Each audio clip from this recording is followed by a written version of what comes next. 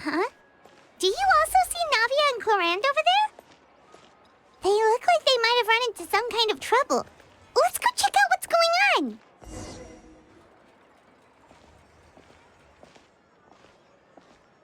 on. Still no dice? Not at all. And I've asked pretty much everyone in the court of Fontaine already. Lynette's ears drooped as soon as she heard that we'd have to be out and about for days on end. And Fremine, he hid himself under his helmet as soon as he realized there'd be people around that he didn't know. What about Chiori and Charlotte? I feel like both of them would be more than up to it. I've asked them already, but they're both pretty busy right now. I just gave the members of the Spina a few days off, too, so I don't want to bother them either. This is getting pretty difficult. Navia, Klorand, what's up? Oh my. Well, if it isn't my dear partners. How are you all doing? Huh. Navia? Huh? Oh, you mean... Yep, this is our chance. Do you need our help with something? Oh, precisely. My dear partners, we've got a huge problem right now that only you can solve. Whoa, for real? Absolutely. We've already exhausted all our other options. Traveler, Paimon, would you join us and play Marechaussee Hunter Judgment Day?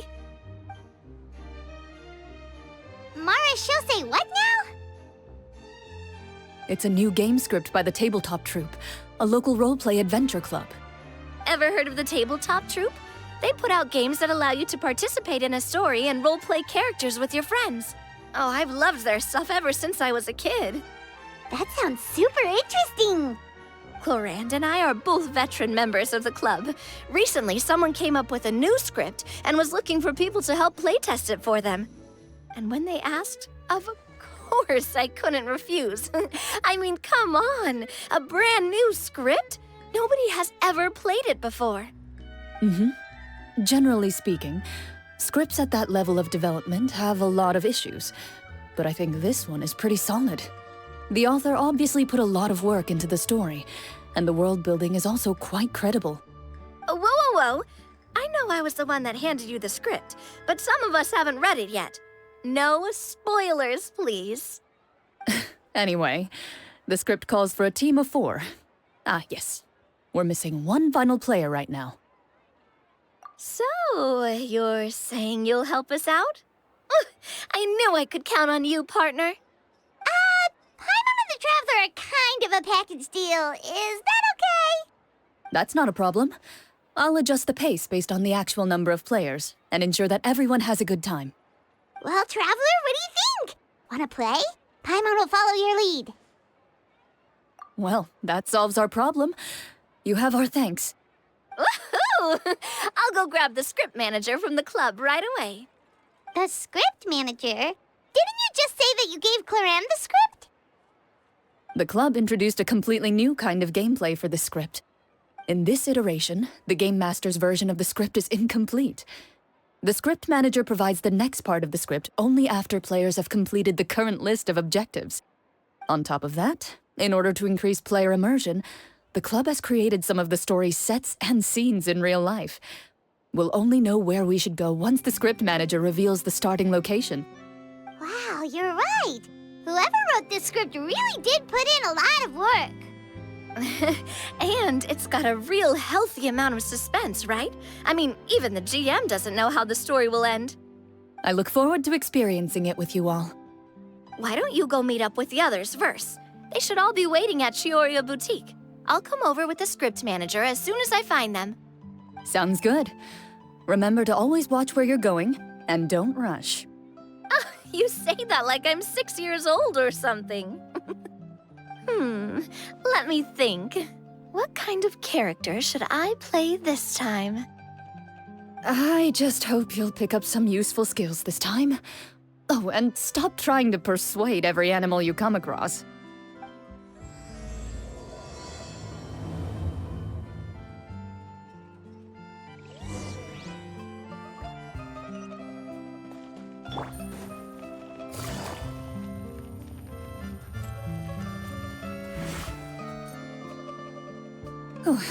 Sorry to keep you waiting. Ah, you're back! Huh? And you've got the Traveler and Paimon with you, too! What a pleasant surprise. I assume you'll be joining us for the game then? Linny, Farina! Paimon didn't know you were playing too. Are you also members of the tabletop troupe? I'm more of a casual member if anything. I haven't taken part in many formal club activities. Lynette Fremine and I play something similar at the Hotel Bouffe Tété sometimes, but I'm usually the GM. Still, I'm sure it'll be fun being a player for the first time. I'm looking forward to it. Well, I'm not a member of the club at all. Cloran simply woke me up first thing this morning, said there was a good script worth experiencing, and asked if I wanted in. If you're interested, I can give you a referral. That should give you a 40% discount on membership fees.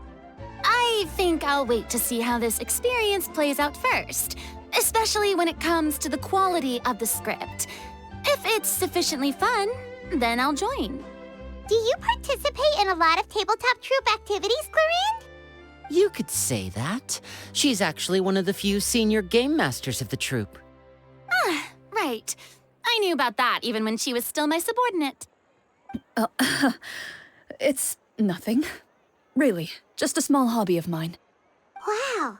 Paimon's so used to seeing you be all upstanding and intimidating as the champion duelist. It's kind of hard to imagine you role-playing with a bunch of friends. Surely you jest. I would never intentionally make things difficult for my players. I maintain a clear boundary between my professional and personal lives. The me you see at court represents the law and order of Fontaine. I put all personal feelings to the side and grant a fair duel to all who seek to defend their honor. But in my personal life, I'm just an ordinary person. Someone who feels anger and sadness, just like everyone else. Well, you say that, but for all the time I've known you, I don't think I've ever seen you cry. I've seen you get angry, sure, but now I'm wondering whether you were actually mad or if it just looked that way from the outside. I was probably in work mode during those times. Is that so? Well, in any case, I just feel like even in your personal life, you don't get emotional very often. So you want to see me cry? That might be a little difficult. A show of anger, though, that might be something I could accomplish. No, that's not what I meant.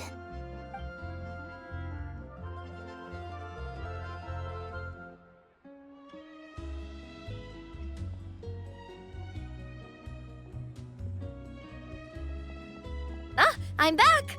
Here, allow me to introduce you to the script manager, Mr. Florian. Pleasure to meet you all. Hello. Wait, are you a champion duelist too, Mr. Florian? Oh, no.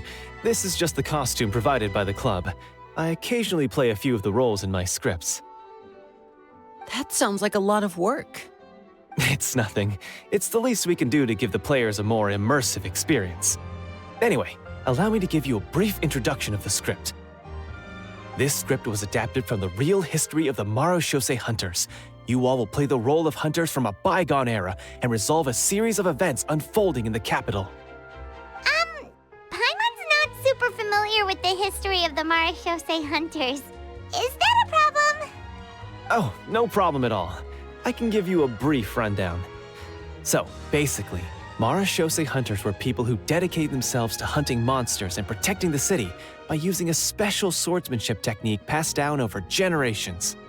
Their story can be traced back to the ancient Remurian dynasty, as well as the first hunter, Cassiodor. But I'll leave the finer details for you to seek out and discover later. And I'll provide additional commentary as the story progresses. In that case, brave hunters, are you ready to set out on an unknown adventure? Whoa, just one sentence and it's like we're in the story already! Aha, I see many a determined gaze before me. Very well, head over to this location and begin your heroic journey. So, as we follow the story, it leads us to specific scenes? Ooh, sounds pretty innovative. What does the message in the envelope say? It's the exact location of the scene, as well as the formal permission to use the venue. Huh, seems like they have everything prepared. Please check all your belongings, everyone, and make sure you haven't forgotten anything. Once you're ready, please follow me to the designated location. Sounds good. Hunter Squad, move out!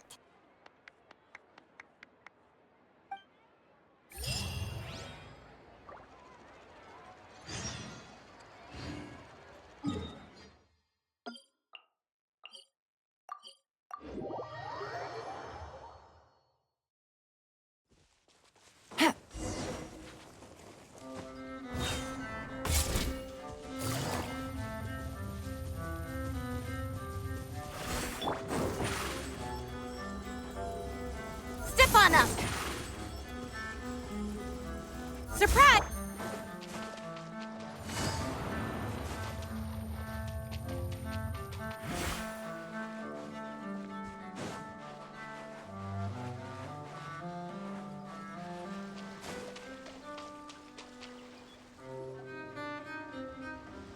Whoa, they really have thought of everything.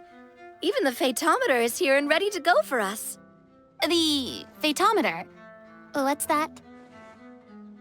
It's a card that's used to determine action success or failure. We'll need to use it when we try to use certain skills. And what about all the dessert and tea? Is that for us as well? That's what the message said. Really? That's so nice. It feels just like a tea party with friends. Those snacks have Paimon's name written all over them! I think you might be more of a snack hunter than a Marashose hunter, Paimon. Snack Hunter Paimon reported for duty! If there are delicious snacks to be found, Paimon will track down every last one! The desserts are great, but I'm still looking forward to the story more than anything. Very fair. Then, let us begin. First, please pick up the blank character cards in front of you, and write down your name and profession. You can find an abbreviated version of the rules printed on the back of your character card. If you have any questions, feel free to ask me. In this story, everyone is a Marashose hunter. To reflect this, the club has prepared a small badge for everyone. Ooh, nice! As hunters, you have proficiency in swordsmanship and fighting by default, so there's no need to allocate any additional skill points to those areas. Swordsmanship? So there's a fighting part to all of this? Paimon's not sure she can do all that on her own. Maybe Paimon can just stick with you? Why don't you share a character card then? The Traveler will be the Marashose hunter, and you can be her little floating assistant. Kinda like in real life. So, for the name, do I fill it out with the name of my character? Yep, it can be any name you like. You can use your real name too if you want. I do that whenever I get too lazy to think of a new name. Oh, so it would be like experiencing a different life, but still as yourself. That's not a bad idea. In that case, I think I'll continue to use the name Linny then. Next up is the skill sheet. You have a limited amount of skill points that you can use to learn a number of skills. The more points you invest in a particular skill, the easier it will be to pass associated checks. I'll take persuasion and investigation. Those are must-haves when it comes to missions like these. Oh, those skills sound like they'd be useful for gathering intelligence! Good idea, Navia! Just as expected of a veteran player. So should we also take those skills then? Not necessarily. Since we're working together as a team, we could leave the negotiations to Navia and use our skill points to pick up other useful skills. For example, I think I'll take stealth and sleight of hand. That will give us more options if we run into any situations we can't negotiate our way out of. Oh, interesting. I wasn't thinking about it like that. I suppose it's not so different from an acting troupe. Everyone has their own role to play. Let me see. I'll take art and performance. I'm not quite sure what use they'll be, but I'm not as knowledgeable about the other skills, and I am not too confident I'd be able to roleplay them well. Well, that leaves us. What do you want to learn, Traveler? Ooh, so you want to help people when they're injured. That's nice of you. Oh, something that'll help you get a read on other people's thoughts. Sounds useful. So what do you think? Are you sure you want to learn these 2 skills? Let's see. Oh, looks like you each have enough points to choose one final skill. You've all picked such classic skills. It's fine to go a little bit out of the box, you know. Why do I get the feeling she's getting ready to cause trouble? For example, this one here. Summon. Doesn't it sound super mysterious and cool?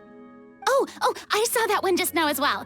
The description says, this skill can be used under certain circumstances to summon characters or creatures that fit the script's world-building rules. The script's world-building rules, huh? But how are we supposed to know what a Marashose hunter can summon? Oh, that's not for us to worry about, my friend. Just learn the skills that interest you, and the GM will take care of the rest. All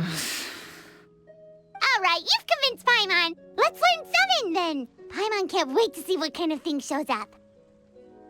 Well, now that everyone's more or less finished creating their characters, we can begin. Since 2 of our players are doing this for the first time, though, let me ask. Would you like to play on easy mode or authentic mode? What's the difference between the 2?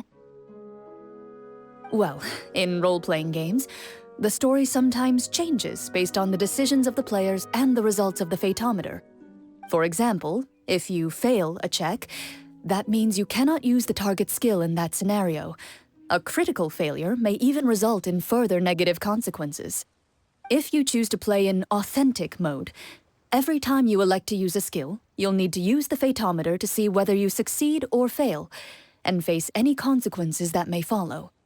If you choose easy mode instead, every check will be successful by default, and you won't have to worry about luck playing a factor.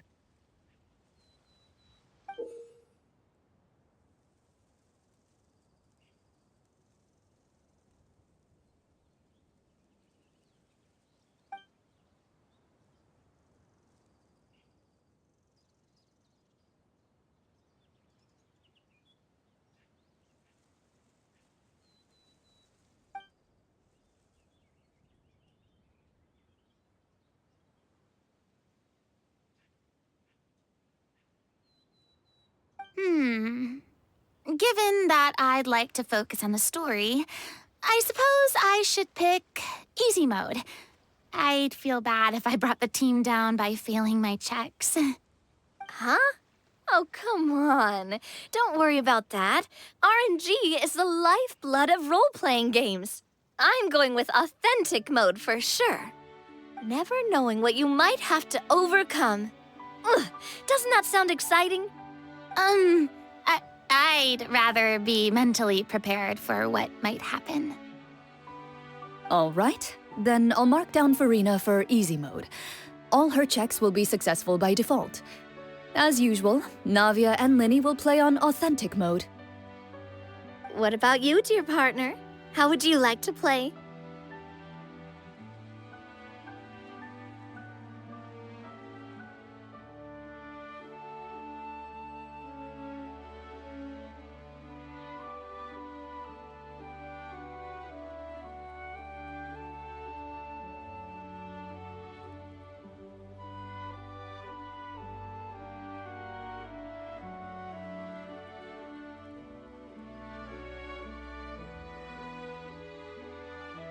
Are you sure? Trust me, you'll see the beauty of RNG. Honestly, I don't think Klorand would make things too difficult for us no matter what the Fatometer says. Isn't that right, Klorand? No promises. That wasn't super reassuring. Well, anyway, enough talk. Let's get started. I want to experience at least a good chunk of the story today. Speaking of the story, why is the beginning scene on a beach? Well, that's because... a long time ago, back when human civilization was still in its infancy, powerful demons and evil sorcerers ruled over the land. They created a host of monsters and sent them to slaughter all humans in existence.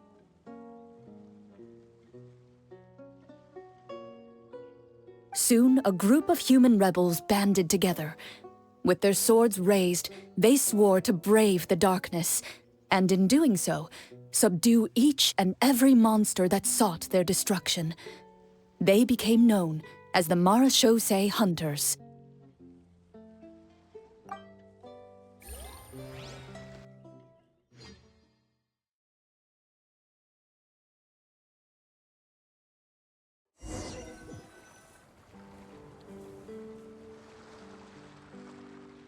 Sometime later, as a member of the Marachose Hunters, you receive a commission. Following the address provided on the message, you take a boat and arrive at this strange city.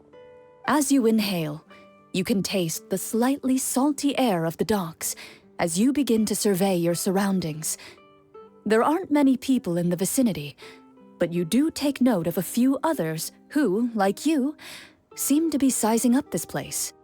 Your eyes meet, and you realize these people are fellow Marachose hunters, likely led to this location after receiving the same commission as you. You're all Marachose hunters too, right?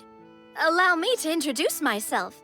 The name's Navia, monster hunter by trade and helpful neighborhood businesswoman on the side. What say you to traveling together? We can help each other out on the road. Okay, count me in. My name is Linny. I've been wandering since I was little and picked up a few less than legal tricks along the way. I was adopted by a Marachose hunter and later chose to follow in his footsteps. Is this where you introduce your character to everyone? It sounds like they've done this dozens of times. My name is Farina, and, I grew up in a noble family. I always had a strong interest in performance and the arts. Even though I'm a Marachose hunter, what I really want is to be a performing artiste. Hey, that's really cool. You can do it, Farina. That's exactly how it's done. Paimon is Paimon, a good friend and companion to this Marachose hunter right here. I've been studying medicine ever since I was a child. I want to do my part to eradicate these monsters and use what I've learned to heal others. Oh, welcome, welcome. When we face the monsters, I'll make sure to charge in front to give everyone some cover. You can take care of the healing at the back. You open your envelopes at the same time.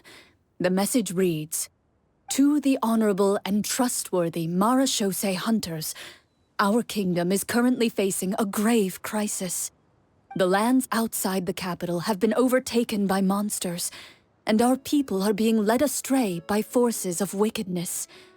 We beseech you, please help us resolve this crisis and return peace and stability to our home." Huh. The layout of this city looks super familiar. It kind of reminds Paimon of Mondstadt. The scriptwriter must have used a real-world city as a reference when coming up with the map. As experienced hunters, the layout of the city reminds you of places once traveled. You recall the sight of tree-lined streets and the gentle tranquility of days gone by. Yet, as you regard the city in front of you, it appears to be little more than an empty shell. Its hollow gates are open to you, beckoning you to come forth and bring salvation back to the town. I carefully read every line of the letter and turn my attention to the signatures at the bottom. Who issued this commission to us? You see a long string of unfamiliar names. It would seem that many of the residents of the city issued this commission together. They sensed that things were not right within the kingdom and sent a distress signal to the outside world. In that case, why don't we take a walk around the city and see if we can learn anything from the local residents? Oh, good idea. We might be able to get some leads on the monsters and bad guys we're after. You look up and see a tavern nearby. It appears to be open for the day. Why don't we go check out that tavern? If the novels I've read are anything to go by, taverns are usually full of information.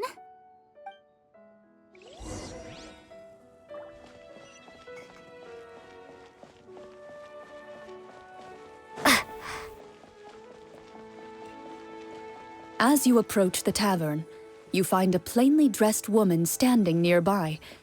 She appears to be rather troubled about something.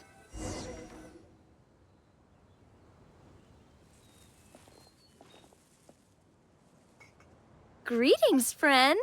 Lovely weather we're having today, don't you think? Oh, hello. I suppose you're right. The weather today is quite lovely. If only those monsters out there would stop causing trouble. It seems like every character included in the script has a certain amount of useful information to offer. If we keep asking questions, we might be able to get some good leads. Oh, come now, don't be sad. Life is all about optimism. Oh, that reminds me. What did you have for breakfast this morning? Huh? I don't think that's the kind of question we're supposed to ask. Nothing turns a frown upside down like good food. How about some macarons? I could make you some. You didn't even take cooking as one of your skill proficiencies. That's not necessary, miss. Excuse me for saying this, but you don't really look like a chef. Besides, I'm not really a fan of sweets. So you're someone who barely smiles and doesn't like sweets. You're really starting to remind me of this one friend of mine. Hey! Did she just... me? Glorian must have broke character for a second. This isn't getting us anywhere. Traveler, maybe you can think of something.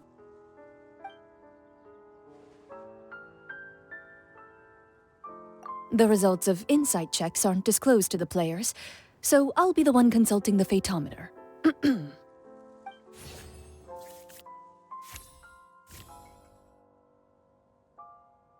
You recall all the lessons you've learned in your time and begin to carefully observe the woman's mannerisms. You notice that when she's quiet, she has an empty look in her eyes, as if her thoughts have drifted to a place far, far away. And when she speaks, she often subconsciously reaches out to touch the ring on her left hand. So you noticed. That's a little embarrassing. A horde of monsters suddenly appeared near the capital recently, so all the guards were dispatched to fight them.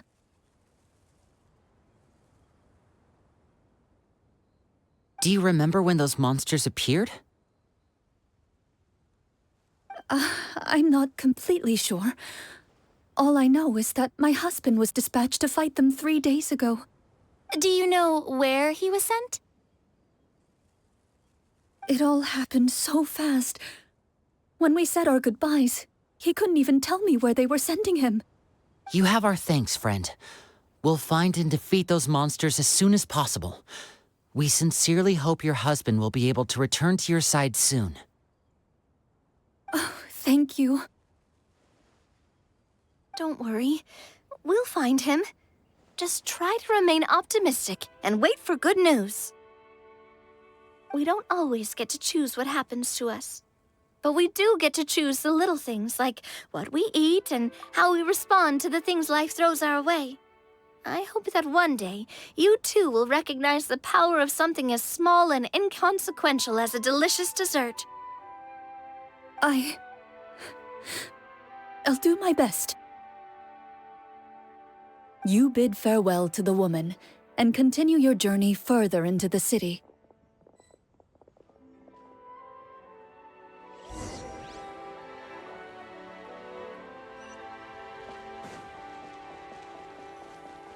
As you venture further into the city, the streets appear largely empty.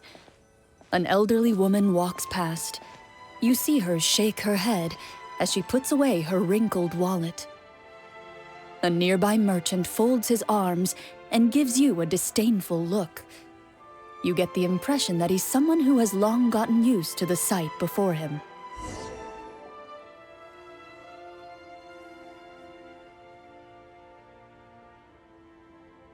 Although he doesn't seem very friendly, merchants are usually a good source of information, right? Pardon me, sir. I'd like to ask a question if I may. That depends. How much are you willing to pay? How about this much? What do you take me for? Some lowly beggar? You can't even buy half an onion with that amount. Surely an onion can't be that expensive, right? What do you know? War's nearly upon us. Everything costs several times what it did before. If you're not gonna buy anything, then scram. Whoa, what a nasty guy. Maybe we shouldn't even bother talking to him. But he still might have information we need. Traveler, can you think of something? A performance? I've never played a role-playing game like this before, but even I can tell that suggestion is pretty far-fetched. Is a performance check really going to help here? All right. Ahem. By the harbor's grace, a lone boat lies in rest. Let the moon give chase, for here begins our quest. In the dark of shadow, our heroes seek to find where creatures born of evil weave their grand design. Blocked the road does stand, such is our hunter's plight. Yet with sword and courage in hand, they march forth to pierce the night.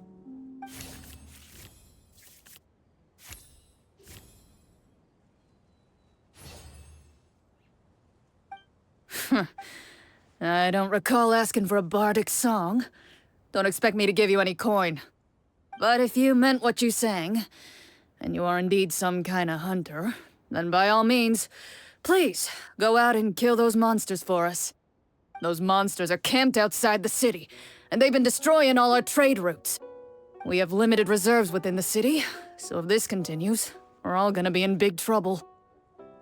Wait, you're saying no one has put a plan in place to distribute supplies or maintain order? We could all starve, and those nobles in the palace wouldn't even break a sweat. Who knows? Maybe they've been in cahoots with the monsters all along. That is concerning. Yeah, all right, I think I've said more than enough. Be on your way now. Got it. Thank you, sir. Don't mind him, Farina. He just doesn't have enough taste to appreciate your art. No. I was just thinking about how those nobles must be so cold-hearted. It's like they don't care about their people at all.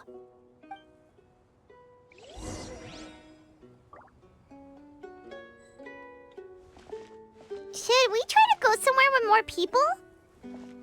Oh, how about the city square? Follow me.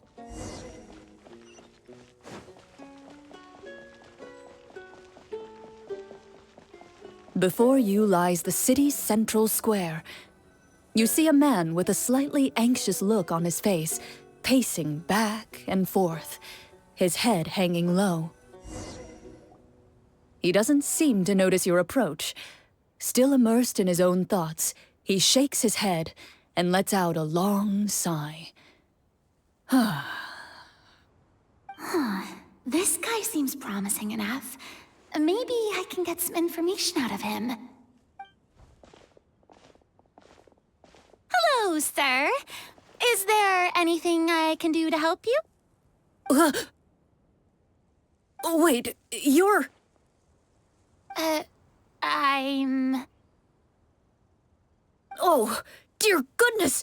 You're a Marashose hunter! You recognize us? Ah, are you one of the people who wrote the commission letter? Yes, yes! Oh, I didn't expect you to actually come. Oh, what great news! The city is saved! What happened here? Alas, we once lived comfortable, carefree lives. This city used to be free of monsters. The first Marashose hunter, Casiodor, the Golden Hunter, he was the one who drove them back. However, monsters have once again surrounded the city. Perhaps the seal that kept them at bay has lost its power. Or perhaps an evil sorcerer has been meddling in our affairs. All I know for sure is that their return has stripped the city of any chance at peace. Are there not enough soldiers to drive them out? It's not a question of numbers. The guards simply have no idea how to deal with them. Most people my age have never even seen one of the monsters, much less been trained to fight against them. What's worse, many of us don't even know the history of the Marashose hunters anymore. When I was a child, though, my grandfather would tell me stories about how the Marashose hunters drove back the monsters. So, on the off chance that something might come of it, I decided to reach out to you. To be perfectly honest, I was starting to think all those stories were just tall tales. But now that I've seen you in person, I finally know that it was true! Well, you can rest easy, friend. The righteous and formidable Marashose hunters are on the case. The man is touched by your determination and resolve. His eyes begin to well with tears of relief.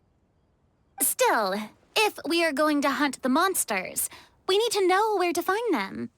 Can you give us any leads? All I know is that the area outside the city is dangerous. I'm afraid I can't point you toward a specific location.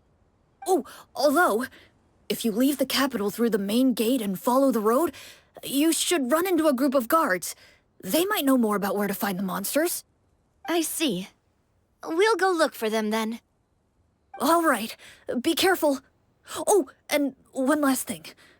The monsters outside the city are just part of the problem. There are evil sorcerers inside the city as well, so be on your guard. They're actively working with the monsters, and have corrupted the court ministers with malicious magic. They're the reason why, even inside the city, everything has been a giant mess.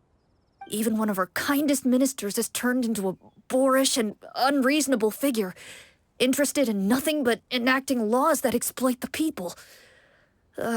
Who knows how much longer we'll be able to go on like this. Talk about being stuck between a rock and a hard place. I feel bad for him. Maybe we should try to cheer him up? Huh? Like, now? Is this really the right time? I appreciate your kindness, but for now, it's more important to focus on the crisis at hand. Brave hunters, I leave the future of this kingdom to you.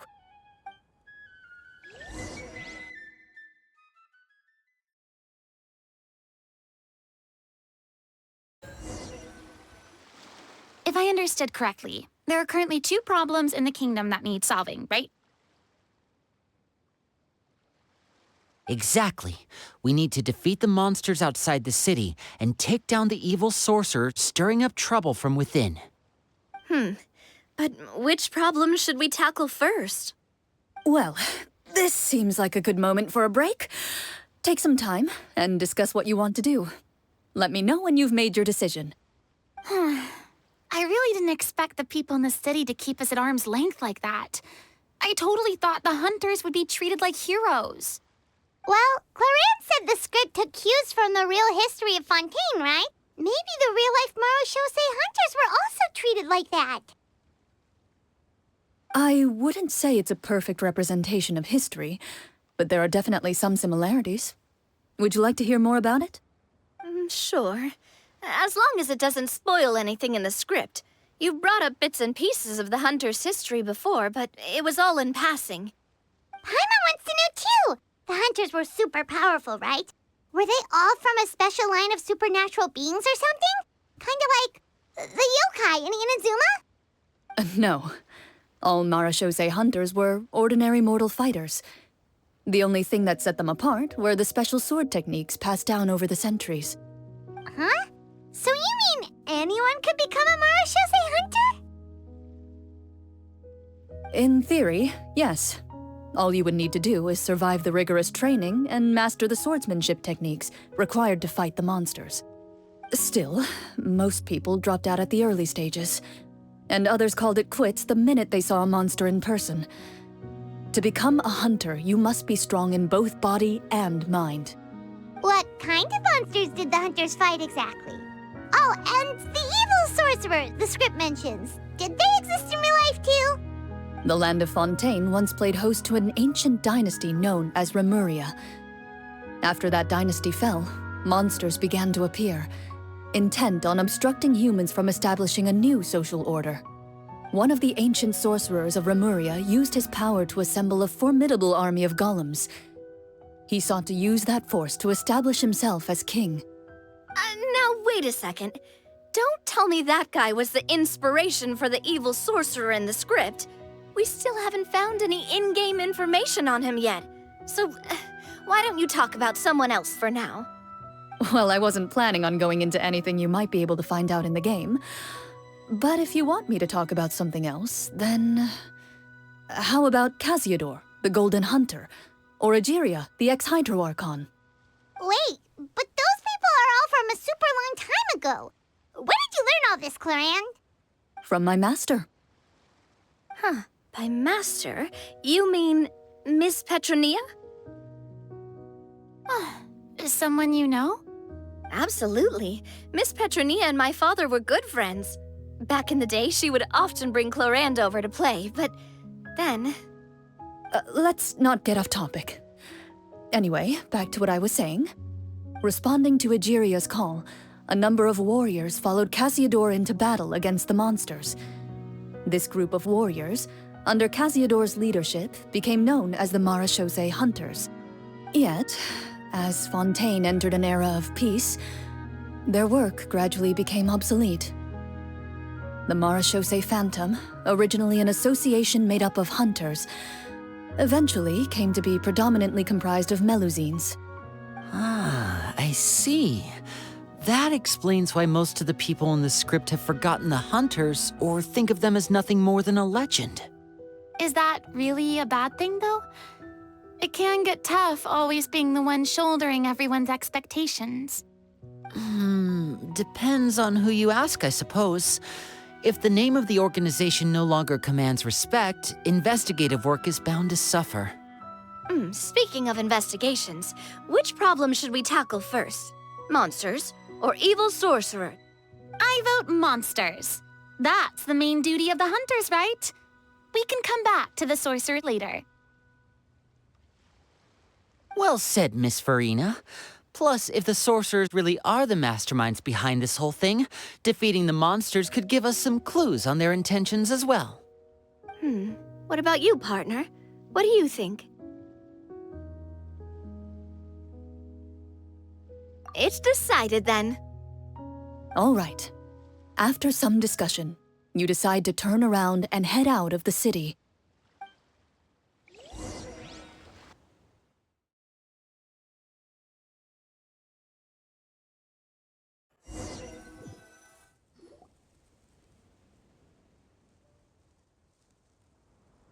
Let's take a look around, like that guy said. You there! Outsiders, halt! Who's there? An armored man approaches you. He has a tall, muscular build and a determined expression in his eyes. Just one look, and you can tell he's fought in his fair share of battles. Although he's trying his best to conceal his current state, his uneven gait and the sweat dripping down his forehead make it obvious that he's been wounded and is in serious pain. I'm the captain of the guard. I saw you sneaking around the city earlier, so I'll only ask this once. State your purpose, or it's off to the dungeons for the lot of you. Wow, it's been a while since someone's been this suspicious of us. I said talk, not whisper between yourselves. Have you ever heard of the Marchese Hunters? Marachose hunters? Ha! That fairy tale, you mean? What, do you expect me to believe you're one of them?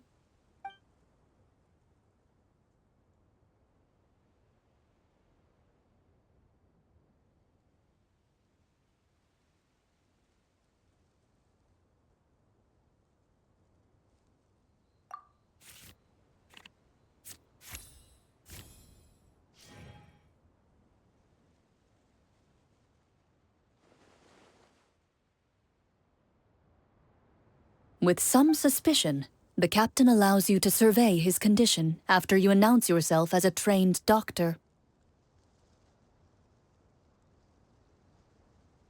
Unfortunately, you're unable to adequately assess the source of his injury, much less come up with a way to relieve his pain. I'm sorry. My skills are a little rusty.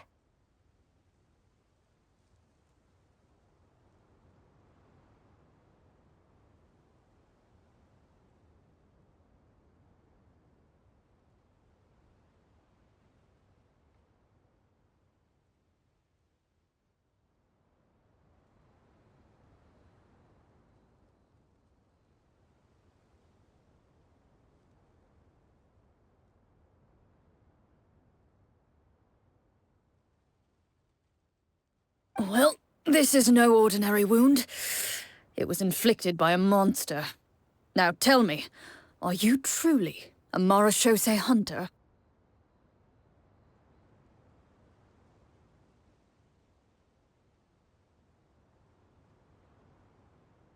He regards you with suspicion for quite some time, before shaking his head.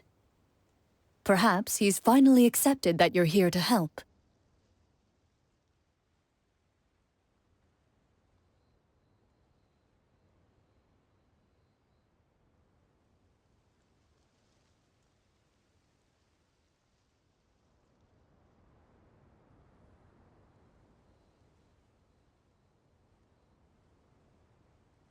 Sir, we were indeed in the city earlier, but our purpose was only to gather information on the monsters.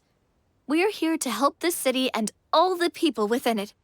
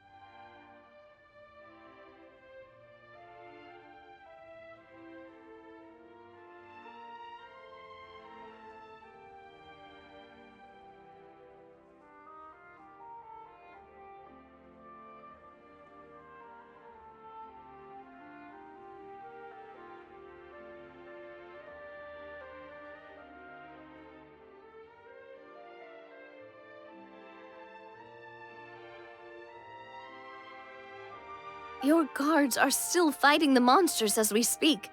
They could be seriously wounded and in grave need of support. You need all the help you can get.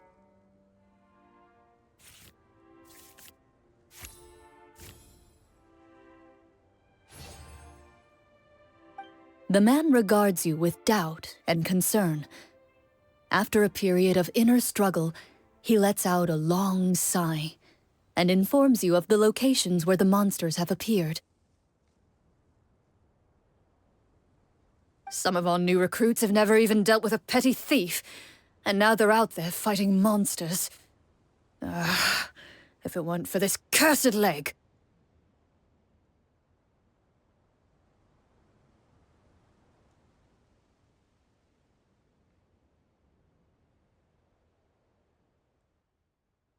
Oh, please, sir.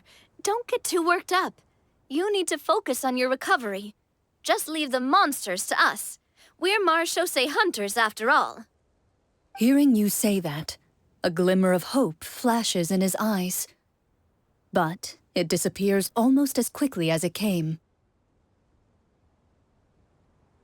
Those monsters aren't easy to deal with. But if you insist on going, I won't stop you either.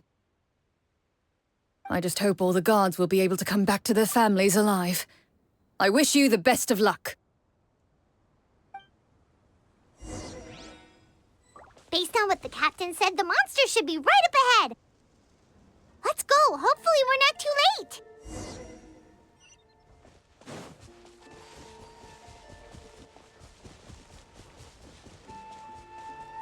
As you approach the battlefield, you see numerous people lying by the side of the road.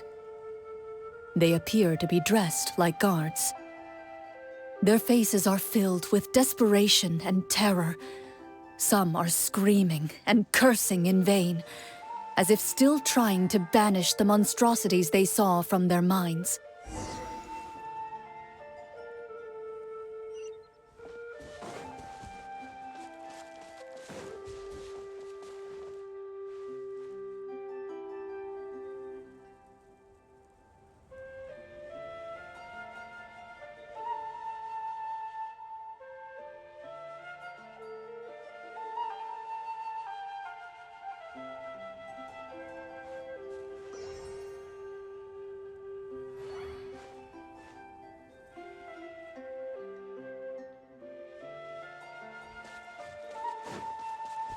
A few of the wounded look up at you in shock and disbelief. "Quick, leave this place. Turn around and don't look back," they yell.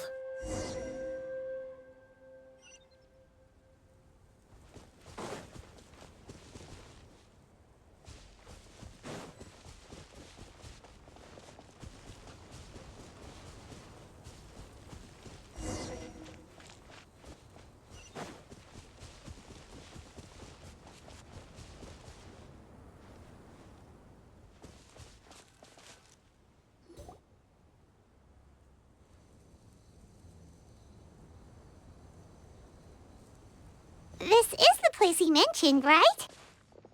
You see broken iron swords scattered all around you, and downed trees riddled with terrifying claw marks. All the signs point to one thing. A truly devastating battle just took place here. Be on your guard, everyone. The monsters might still be around. Before you can finish your sentence, you hear rustling sounds from the surrounding bushes. The monsters have emerged. They close in on you without fear.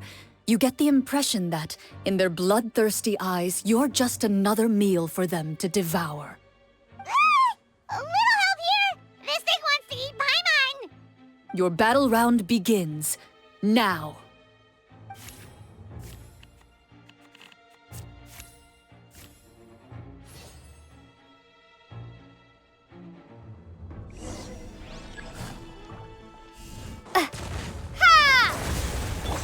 This one's got your name on it!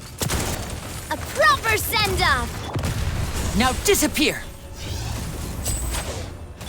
Yoo-hoo! Starball!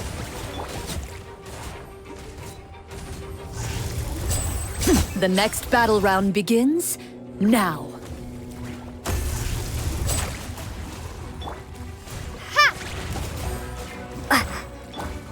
Strike a pose!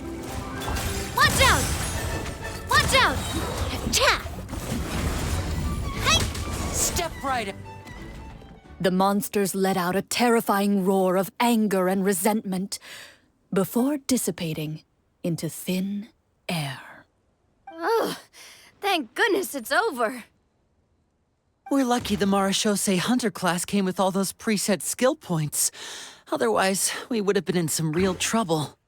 I never knew the photometer even determines the amount of damage you inflict. If you get unlucky, isn't it just game over right then and there? That's part of the fun. The uncertainty of fate is what gives these games their appeal. Just as you begin to celebrate your victory, a suspicious lump on the ground catches your attention. A suspicious lump? Wait, could it be the thing that appears after every battle? I walk up to it, crouch down, and begin to carefully examine it. I've still got my right glove on, so it should be fine for me to touch it, right? As you investigate the mound, you discover that the exposed portion appears to be made of wood. It was previously obscured by the large form of the monsters. With the monsters gone, the small protrusion now awaits your discovery, poking out of the ground like a shy flower bud. Whoa, it's a treasure chest!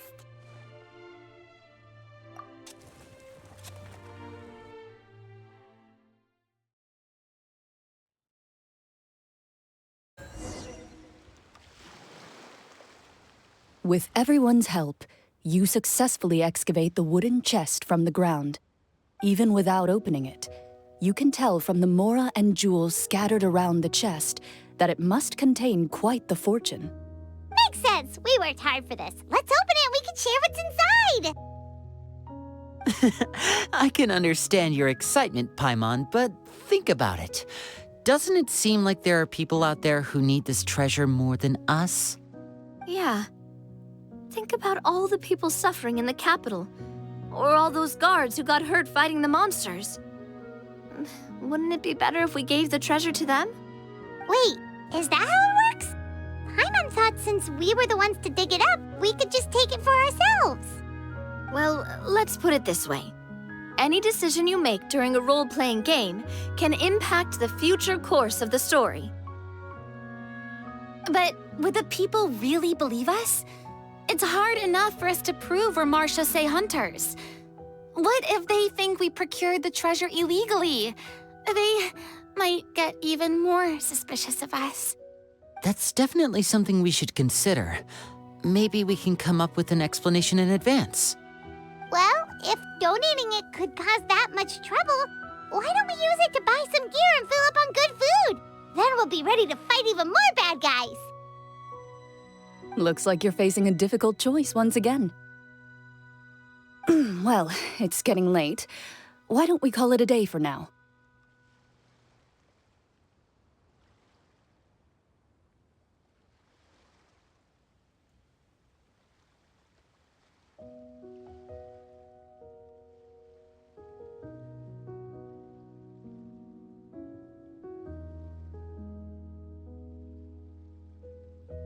Wow, where did the time go?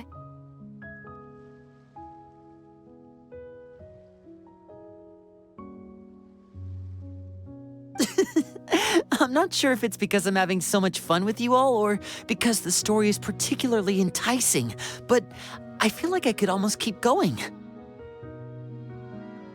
Here, here.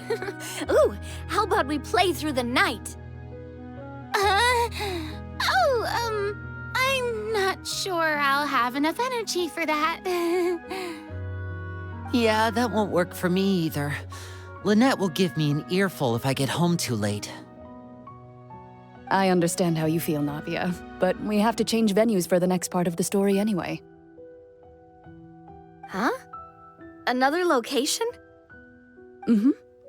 There's a special note for the GM at the end of this section that says to proceed to an indoor set for the next part of the script.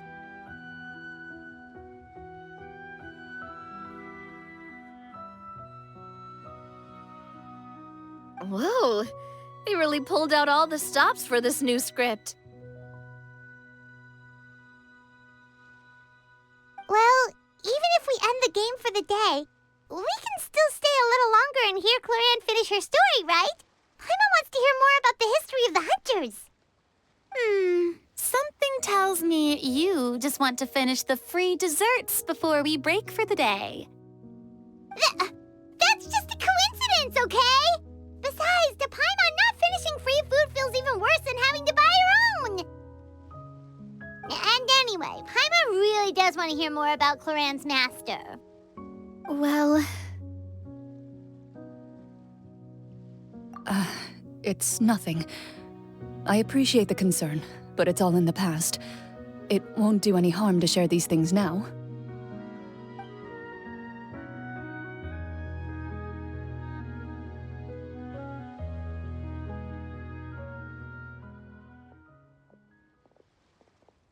My earliest memories are of living with Master. According to her, she saved me from certain people of ill repute.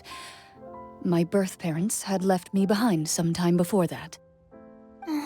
What a heavy beginning for a life story. Master was a fascinating individual, if inexperienced in the ways of raising children. My first ever toy was a short sword. Although I suppose it wasn't so much a toy as something Master removed from her waist and handed to a noisy child in need of distraction. Oh, wait, so she handed an actual sword to a child? Isn't that dangerous? Did you hurt yourself? Of course I did. I cut my palm and bled quite a lot. But Master was not concerned. She just stood there and casually lectured me about it.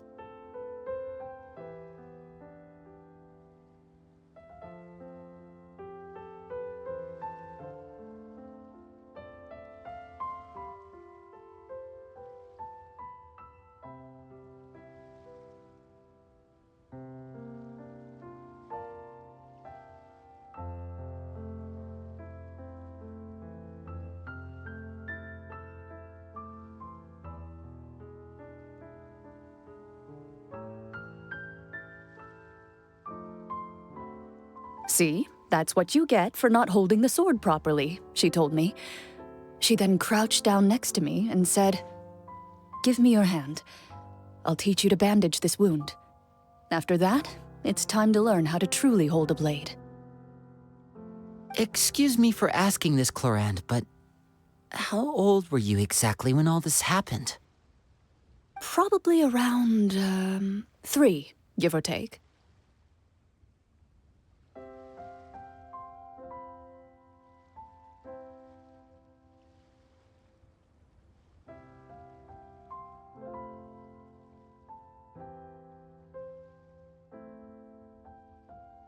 Three? Isn't that when most kids are still struggling to hold a fork?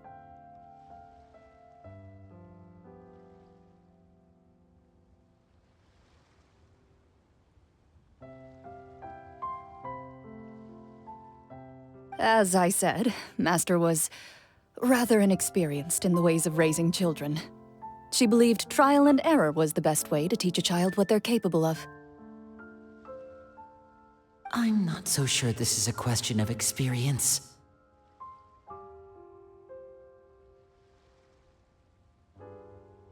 I didn't see anything wrong with her ways at the time. And anyway, children don't get to choose how they're raised. Oh, she did bring me back a pet from Liyue once. It was a Geovishap hatchling.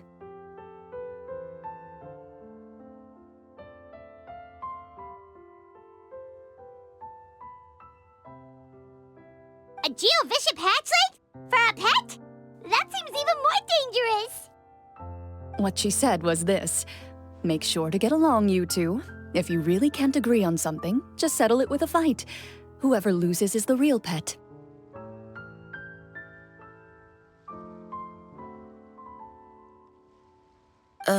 And how old were you when this happened?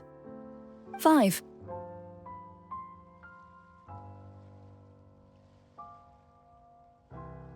Well, did you win? No, I lost. So you're saying you actually became the Geovishap's pet? Yes, but only for a week. By the end of that week, I defeated it in combat, and we've shared a cordial relationship ever since.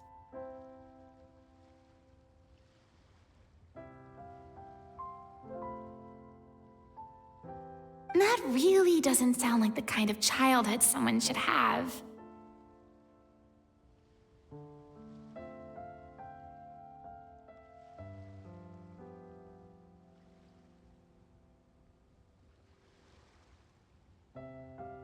Later on, I gradually understood that Master most likely didn't know any other way to raise a child. She was a marechaussee hunter, but I never heard her bring up her own parents. Thanks to her, I learned how to navigate the forest by the age of 6, and could hunt monsters in the wild by myself the year after that. Even though the training she subjected me to was strict, She always made sure to take me traveling when she had the time. We met many of her friends during those days. That was also how I met Mr. Callis and his family. I still remember the first time we met. You were too scared to join our picnic and hid behind Ms. Petronia the whole time.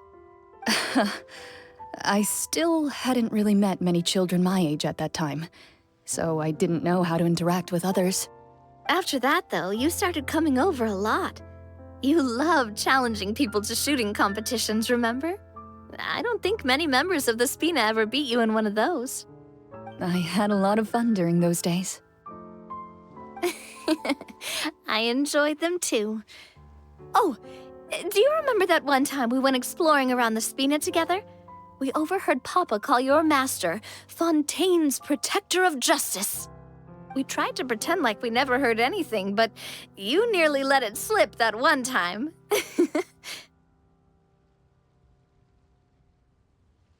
Protector of Justice. Oh, wait, you mean that vigilante hero from 20 years ago? The one who was always active at night?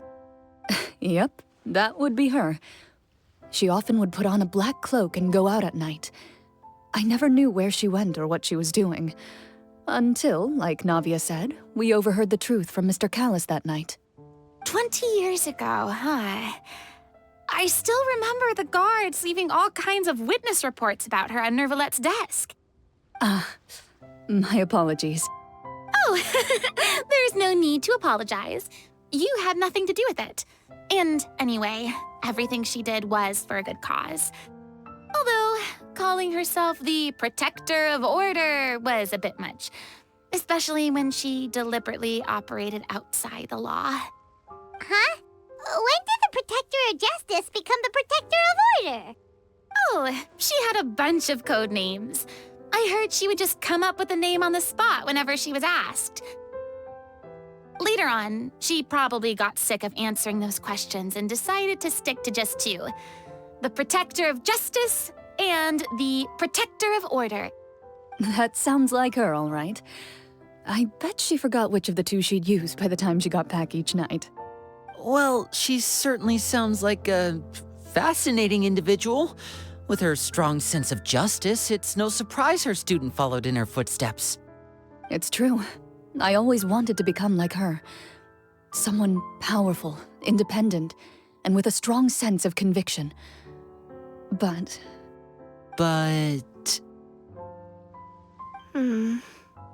She suddenly disappeared the night I turned 10 years old. Disappeared? What happened? I have no idea. She didn't even leave a note. I was never able to find out where she went. That night, I was celebrating my birthday at Navia's house, but Master never came to pick me up. When I returned home on my own, it was to an empty house. When she still didn't appear after a few days, I went to Mr. Callis's house to ask about her whereabouts, but he only shook his head. Papa probably didn't know either. I know he sent a few people to investigate the matter in secret, but they never found any credible leads. Don't worry, I understand.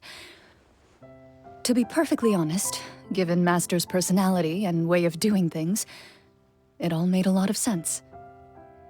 If I had to guess, I'd say she probably used it as an opportunity to force me to become independent. Just like how, when a litter of kittens reaches a certain age, the mother willingly leaves them behind. Were you upset, Clorinde?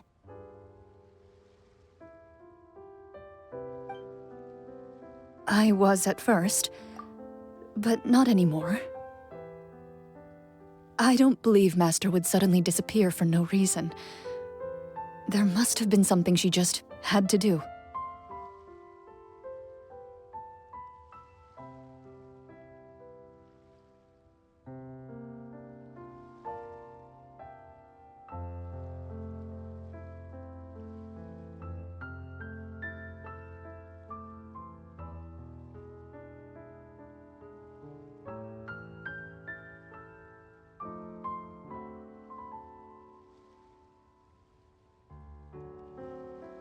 Well, Well, despite everything, you still managed to follow in her footsteps and become the greatest champion duelist in all of Fontaine.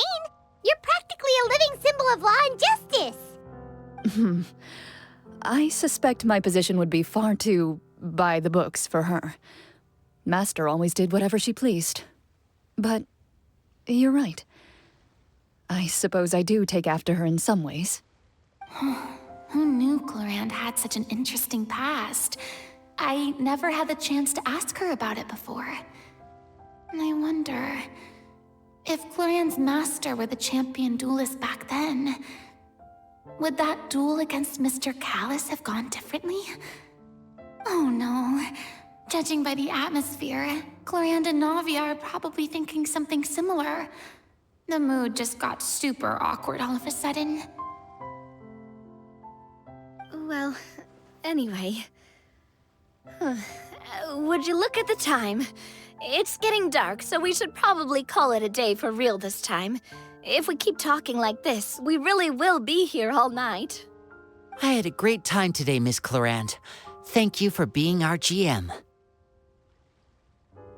Anytime. The script was good, but I've got to say, your childhood stories were even better. Hey, you should tell us more about that fight against the Geo-Bishop sometime. Maybe your master was onto something. You could be right. What does she mean, onto something? I certainly don't know any 5-year-olds who want to fight a bishop in their spare time. Guess I'll head back as well. I need to save my energy if I want to continue enjoying the story tomorrow. You're that excited to hear about my fight with the bishop? I was talking about the script.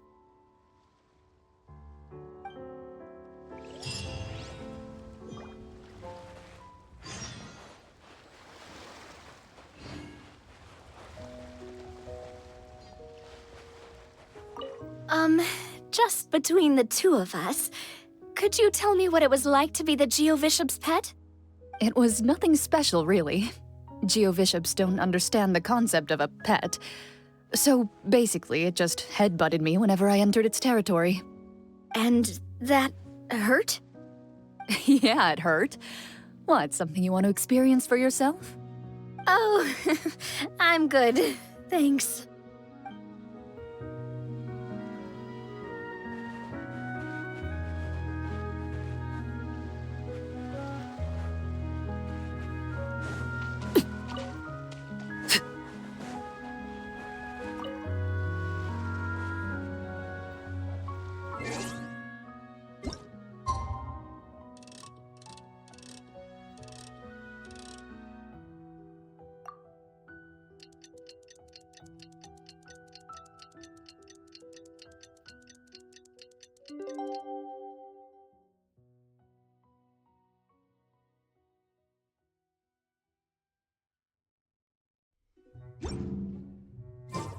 What could the Let's go meet up with the group! Paimon's really looking forward to today's story.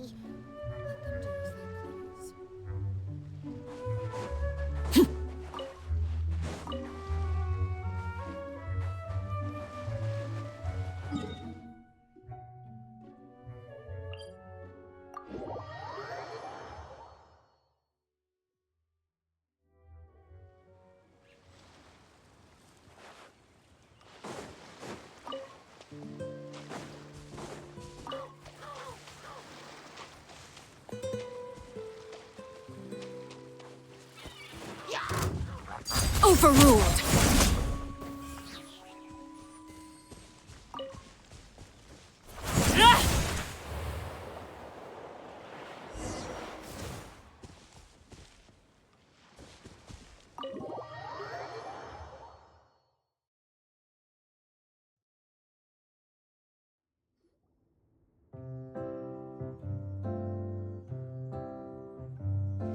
Looks like everyone's here.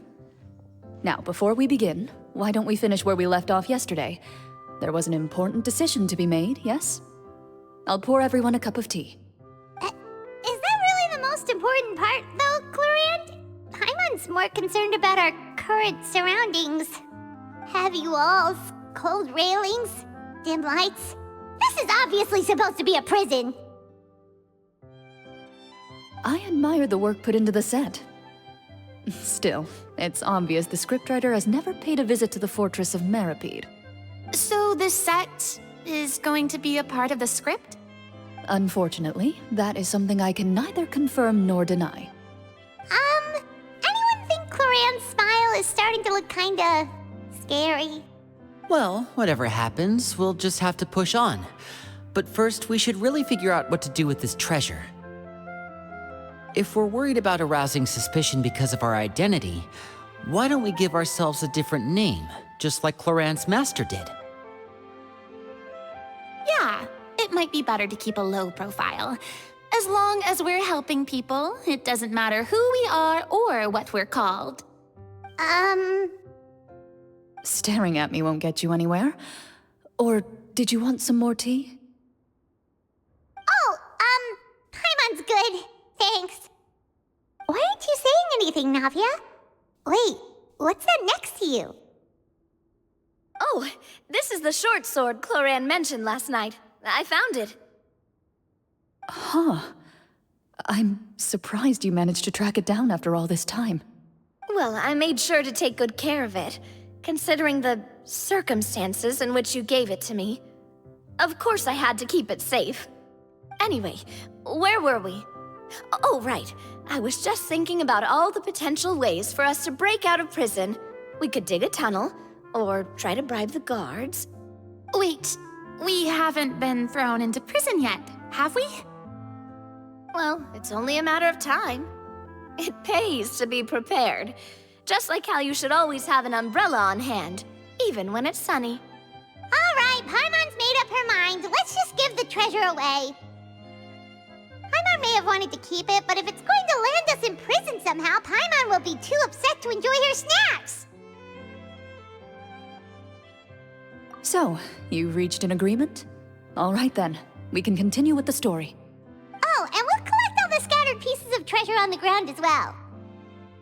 All right. You collect the treasure and make your way back to the capital with your bag of loot in hand.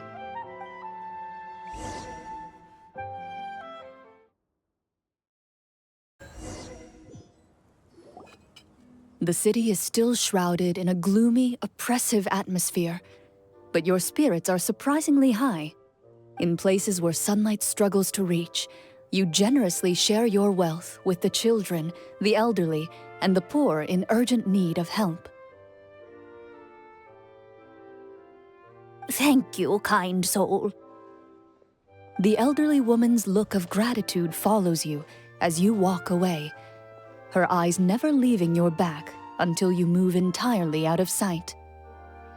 However, there's still quite a bit of Mora remaining. It appears you haven't made much progress. She's probably trying to tell us to speed this up. We need to hurry up so we can address the sorcerer problem. Should we go find that man again at the square? He seemed like a pretty responsible guy. I'm sure he knows the people here far better than us. Oh, good idea! Just as you start to make way to the square, intent on finding the man again, there's a voice.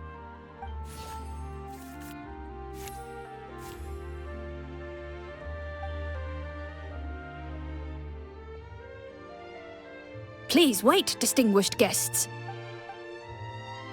Several strange guards suddenly call out to you.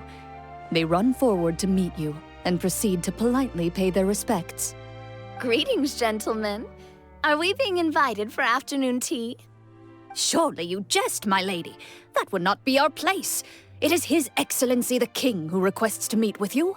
Please come with us.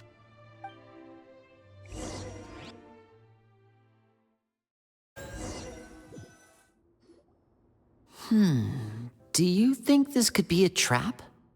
Well, we have to investigate the court at some point, right?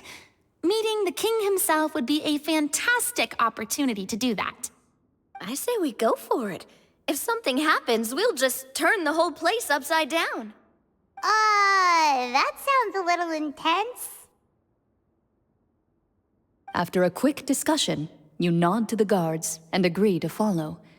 They lead you all the way to the audience hall of the palace. Gilded tables line both sides of the hall. The space itself is adorned with all manner of expensive antiques, glass shelves, and silver candlesticks. The items appear quite ordinary in size and dimension, yet their presence somehow makes the emptiness of the hall feel even more surreal and ominous. Wow, it's so luxurious! The elderly king, clad in a magnificent robe, sits upon the deep crimson throne before you. He wears above his head a majestic crown, with a gemstone the size of a bird's egg set right at the very front. As you observe it, you see a complex pattern of light reflect off its surface. They're here, Your Majesty. A man dressed in dark clothes, likely a minister, shields his mouth with his hands and bends down to whisper a few words to the king. After a moment, he lowers his hands and stands back up. His gaze shifts to fixate on your group, but he does not move from his place at the king's side. The king does not appear entirely aware of his surroundings. The man by his side, though. We should keep a close eye on him. The king remains still and says nothing. The minister is the one who speaks. Esteemed guests, allow me to thank you for coming to our faraway kingdom. Unfortunately, His Majesty the King finds himself quite exhausted from work.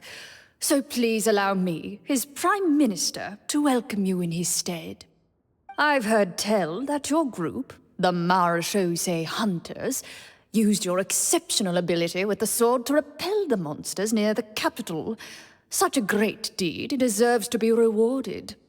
However, seeing that I was not fortunate enough to observe such a feat with my own eyes, you'll forgive me for seeking to verify the truth by speaking to you myself.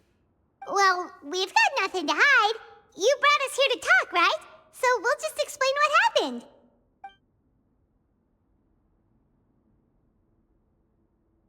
The golem's blades were so powerful, they could cut down trees in a single swipe. It took a lot of effort to defeat them, even for trained swordsmen like us. Well, there was enough details, right? Believe us now? Your account does indeed match those of the survivors. Since you were the ones who defeated the monsters, that must mean you are also in possession of the treasure they stole?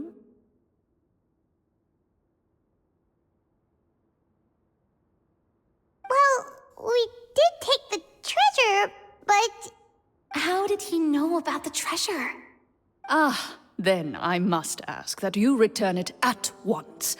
It belongs to the kingdom. Wait, but didn't you just say that our great deed deserved a reward? Shouldn't the treasure be considered a part of that? Yes, that was indeed what I said.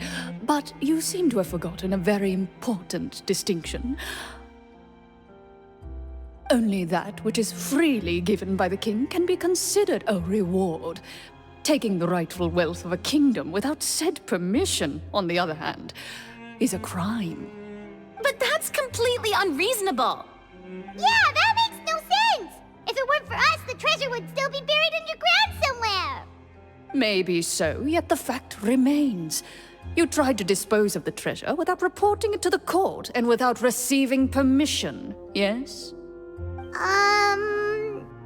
What, no answer? Surely you're not insinuating that you, a group of legendary Marechaussee hunters, sought to take the treasure for yourselves? Well, what about the king?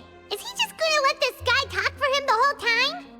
Clad in his magnificent robe, the king remains seated, with his hands resting on either side of the throne. His posture is rigid and unmoving. He stares forward with an empty look in his eyes, completely unmoved by the events before him. From the look of things, could the Prime Minister be the evil sorcerer? Or could both the king and the Prime Minister have fallen under the evil sorcerer's control? I would like to observe the number of guards stationed in the hall. The guards in the palace appear fully armed, their expressions solemn. Sensing the tense atmosphere in the room, they stand at the ready, each with a hand placed upon the hilt of their sword, as if prepared to draw their weapons and surround you at a moment's notice. Well, there goes my plan to turn the whole place upside down, I guess. It appears we've been visited by nothing more than a group of ill-intentioned imposters. What a pity. Guards, take them away and throw them in the dungeons. Before I decide your fate, however, I must first determine whether you have any accomplices outside the court. Can't we try to slip away? Or maybe start some kind of riot? But if we try to fight the guards right now... Don't worry. At least we figured out who's behind all this. Let's just play it by ear. If you're scared, Paimon, just hold my hand. Aw, thanks, you guys. You allow yourself to be led away by guards surrounding you on both sides. It's only when you begin to feel drops of water falling from the dungeon ceiling and smell the stench of death and decay all around you that you finally realize you've stepped into a completely different world. Stay here, and don't try anything funny. The guards lock the cell door and leave without looking back. Wait, sir! Your voice echoes through the dark hall, but the only response you receive is the sound of water dripping from the ceiling. No! What should we do now? Carve out a new path of fate with our own two hands, of course. I draw my weapon. You reach toward your waist, but find nothing there. You now recall that your weapons were confiscated before the guards locked you in the cell. The bag of treasure along with them. What about that knife I hid in my boot? When did you hide it in there? When I was thinking about digging a tunnel. Rejected. You failed to inform the GM of this course of action. Moreover, the guards would have conducted a thorough search before throwing you in prison. And the keys to the cell aren't anywhere to be seen? Correct. You don't even feel a lock hole on the cell door. Oh, well, there goes all our plans. Indeed. Huh? Why are you the one saying indeed? Because that statement holds true for me as well. This is where the script ends. What? But that's a terrible ending! Generally speaking, this should be the point where the scriptwriter gives the players some kind of hint, or gives the GM some kind of code for how to move forward. I mean, maybe they just really wanted us to be immersed in the feeling of being in prison? Like, they'll only show us the way out once we've grown truly and utterly desperate? That is a possibility. If only there were desserts and tea in real prison. Oh, wait, guess that's kind of how the Fortress of Meripede works if you're lucky. Oh, before I forget, Navia, the short sword you had with you earlier. I took a closer look, and the craftsmanship doesn't appear to resemble anything from this era. If I remember correctly, that style was last in vogue several hundred years ago. Wait, Cloran said that sword used to belong to her master, right? Does that mean her master has been alive that long? I doubt it. The way she went about things often made her seem childish more than anything. I'd say the sword was most likely an heirloom passed down over time. Hang on. A precious heirloom passed down to you by your master. And you gave it to me just like that? You weren't worried I might lose it? Master left many things to me when she disappeared. There was the sword, an old key, and a good amount of junk she probably just didn't want to take with her. I gave you the sword back then, because I didn't want our friendship to end. Wait, when did this happen exactly? After the duel. Between Mr. Callis and myself. Before that, Clorinde would have meals with us and even stay over at the Spina some days. She was on great terms with Papa as well. After the duel, though, there was a period of time where we simply didn't know how to face each other. She entrusted this sword to me, and never came back. We were both sad, and conflicted, and totally overthinking everything as a result. Whenever I looked at this sword, I couldn't help but wonder if Miss Petronia had never introduced us to each other at that picnic. Maybe part of the sadness I was feeling could have been avoided. Back then, it felt like I hadn't just lost a father, but a close friend as well. No one can change the past. The most important thing is that you two found your way back to each other and can enjoy things like this together. Yep, you're right. I'm sorry, you two. I didn't mean to bring up any sad memories. Think nothing of it. No one here is at fault.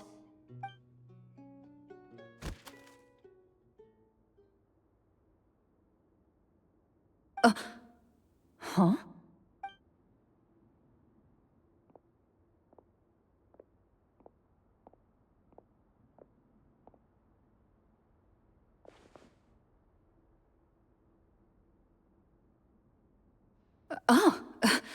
Looks like the next part of our script is here. Perfect timing. The situation was really starting to get desperate. And not just because of the prison thing. From Clorindu's face, Paimon really can't tell if it's good news or bad news.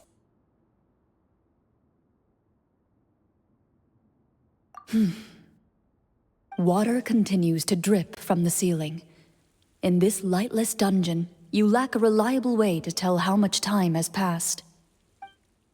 Eventually, you get used to the unpleasant odor of straw, mold, and rust, and find yourselves alternating between fits of drowsiness and despair. Suddenly, you hear footsteps outside the door. Heads up, everyone. Someone's coming.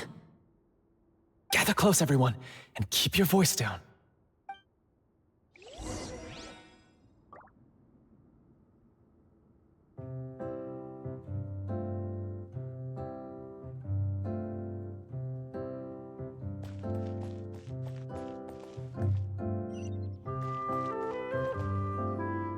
Who are you?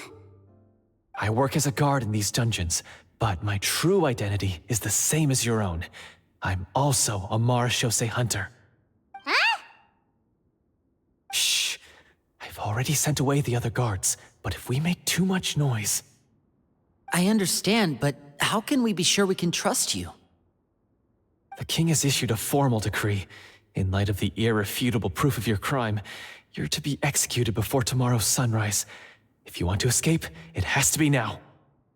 Executed? We barely did anything! Monsters appearing at the same location as the treasure. Could this entire thing have been a trap? There will be time for speculation once we're out of here. As for my identity, I have no way to prove that to you just yet. Infiltrating the capital was difficult, and finding a chance to speak with you has taken a lot out of me. I could go on, but I think we can all agree that now is not the time for details. Have you seen our weapons anywhere, sir? Don't worry, I brought them with me. They're just behind the door. Still, these weapons alone won't be enough to defeat the true enemy behind the scenes. His faction is too powerful. The guards are all under his control, and he's even stationed a number of golems in various rooms throughout the palace. To defeat him, you must find a secret vault. It is said that within that vault, the marechaussee hunters of the past left behind a treasure with the power to defeat the sorcerer. You're not coming with us? No, I'll remain in the dungeons to deal with the guards. I'll try my best to distract them so they don't go after you. As long as my identity is not revealed, I'll be able to aid you when the final battle comes. In that case, please stay safe. Thank you for your concern. I will do my utmost. As for the location of the vault, here, this map should lead you there.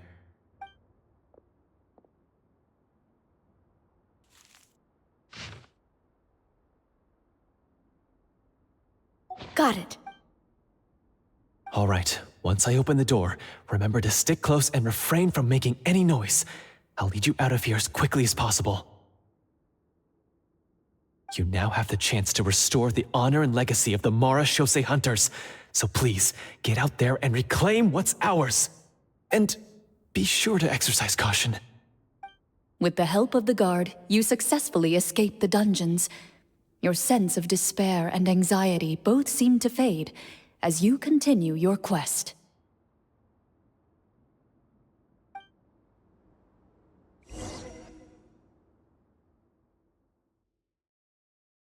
Wait, we didn't get to use our skills at all while we were in prison. Who knows when we're gonna get the chance to use that cool summon spell? That is a pity, but we can only continue to move forward.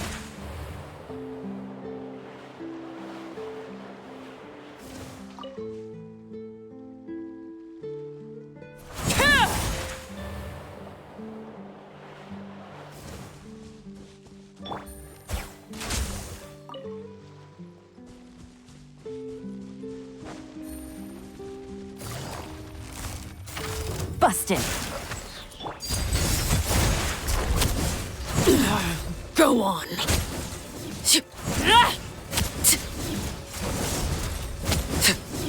Witness my rise. Laid bare.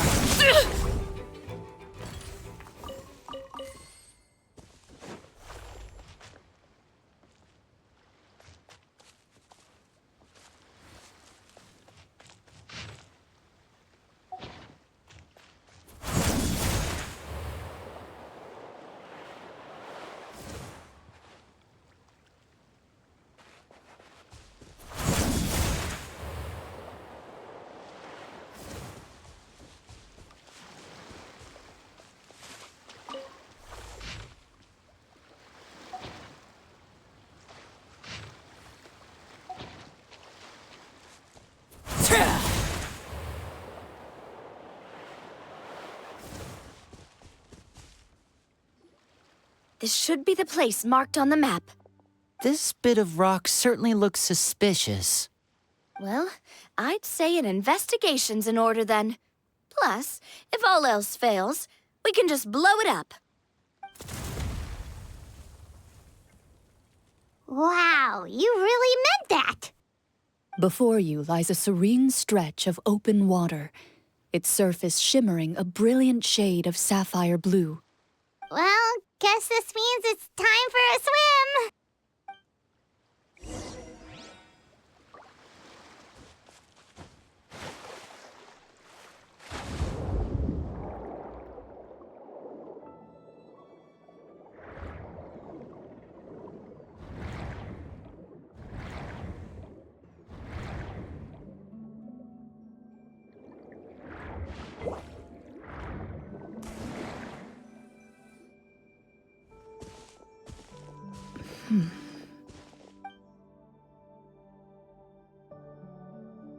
Oh, what's the matter?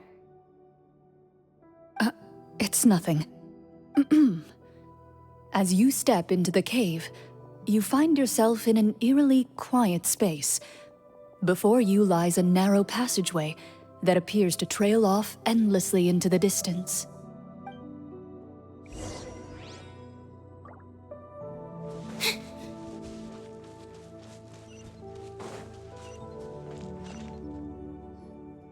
Wow, this must be where the treasure is hidden! But this door is blocking our way in.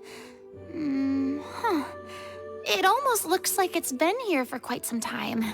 I've got to hand it to the tabletop troupe. They really went all out with the props. Huh. What have we got down here? A kind of mechanism connected to the door? It looks like we might have to arrange it into a certain pattern. A pattern on a stone door. That's something Master mentioned before. Is something wrong, Clorinde? After a long, difficult journey, you finally arrive at the location indicated by your map. It appears to be an ancient site of some sort, where treasure likely awaits. Your surroundings are exceedingly quiet and serene, as if the secret that slumbers here has never once been disturbed. If you listen closely, you can almost convince yourself you can hear the sound of its calm, gentle breathing. That description makes Paimon feel kinda bad for disturbing this place. We're doing this for the sake of the people, to free them from the evil sorcerer. I say it's time for this treasure to once again see the light of day. Linny's right. We need to keep going. The future of the kingdom depends on it. The next part of the story requires us to solve the puzzle, right? Let's start exploring the area. Yes, that should be fine. Something feels off about all this. Guess I'll just have to improvise.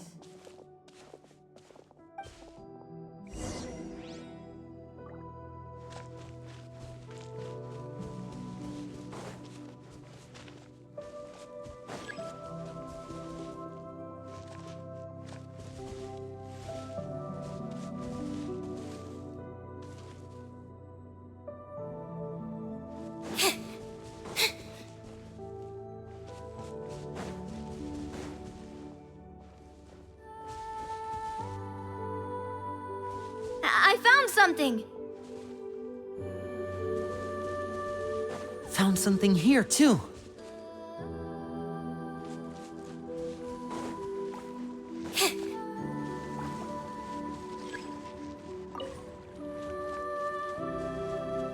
Same here!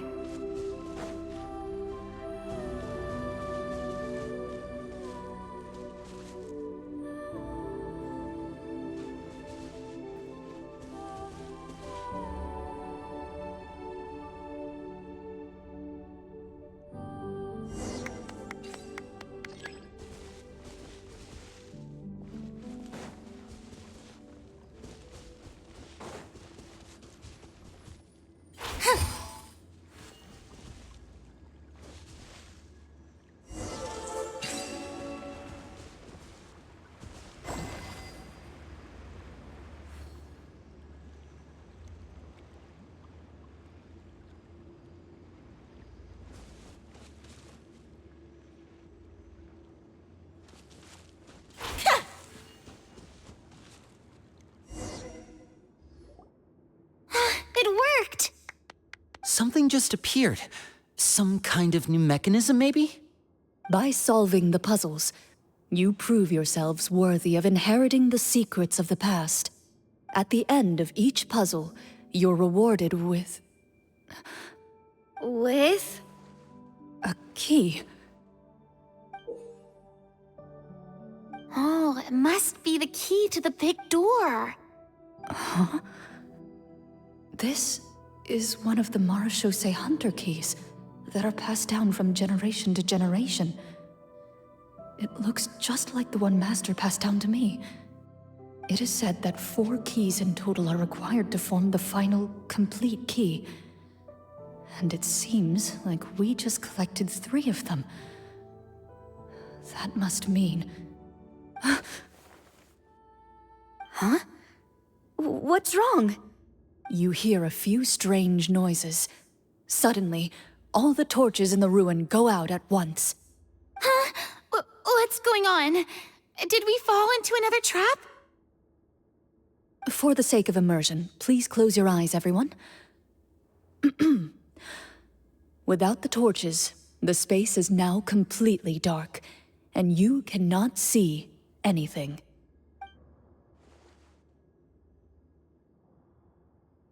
But Paimon can still see a little bit over here.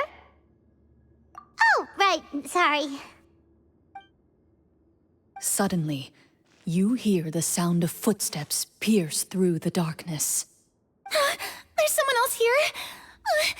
Oh, this is so unsettling. I can't see anything. I've been discovered then. Wait, that voice, it's... You recognize the voice as belonging to the guard who led you to this place. It appears he now covets the treasure for himself, and has come to stake his claim. Oh, so this is just part of the script. Then I can probably relax. Well, if we can't see anything, that means we can't fight to the fullest of our abilities. Should we retreat for now? Judging by the way he's holding his sword, he must be a real Marechaussee hunter.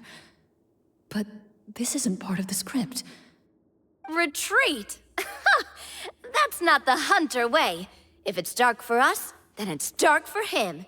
We choose to fight. Your choice is noted. Please keep your eyes closed until I tell you the torches have been relit. This battle will be in the dark. You got it! Well then, let us begin.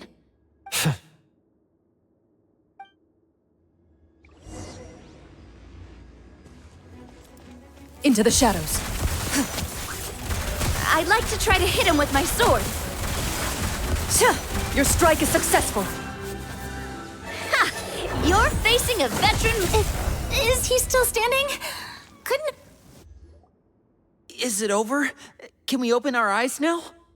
The enemy is strong and relentless, but the battle is nearing its end. The torches have not been relit. What about now? Final strike. Ha!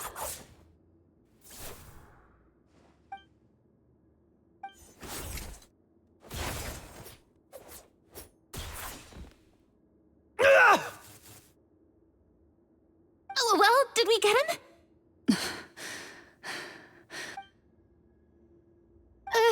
Glorian?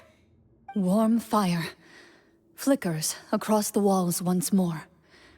Your vision is now clear. In an impressive display of courage, the four of you successfully defeat the uninvited guest. That look in his eyes. It's like he became an entirely different person as soon as I defeated him. Huh? Mr. Florian? Oh, wait. We're supposed to be role-playing. I should stay in character. Speak your name, guard. Why did you lead us here just to betray us? Is this treasure really more important to you than bringing peace to the kingdom? What kingdom? What peace? Those were nothing but lies! I, Florian, am a true marechaussee hunter, descended from hunters of ages past. So he's also using his real name. Or, wait, was that the name of his character from the very beginning? Then I'm even more confused. If you truly are a marechaussee hunter, shouldn't you want to help us just like you said before? Shouldn't we fight together for the sake of the people? What do you know? In this day and age, there's no glory to be had as a marechaussee hunter. What's that supposed to mean? My skills were passed down to me by my father. We lived a life of obscurity in the remote wilderness. Still, he devoted everything he had to being a marechaussee hunter. And what did he get in return? A life of poverty and pain, in a world that forgot all about him. When he died, not a single person came to mourn his passing. The marechaussee hunters were the ones who saved this city, were heroes. We deserved more recognition and respect than this. Is he talking about how no one in the capital seems to remember the hunters and their legacy? I didn't expect the script to contain this level of social criticism. So that's why you want to take the treasure for yourself? You feel like you're owed fame and wealth? If you already knew where the treasure was located, why didn't you just come down here and take it? Because I still needed the final key. Only a true marechaussee hunter is capable of passing through this final door. As someone who sought to hurt others for his own gain, Florian lost that right long ago. Okay, but what is this treasure anyway? We've got all the keys, right? So can we just go in and take a look? You're sure you want to go in? We've been talking about it for so long. Of course we want to see what's inside. And we've already defeated Florian, right? So he won't try to take it from us anymore. Pesky brats. Watch yourself. Then let's open the door together. All right. Your choice of action is confirmed.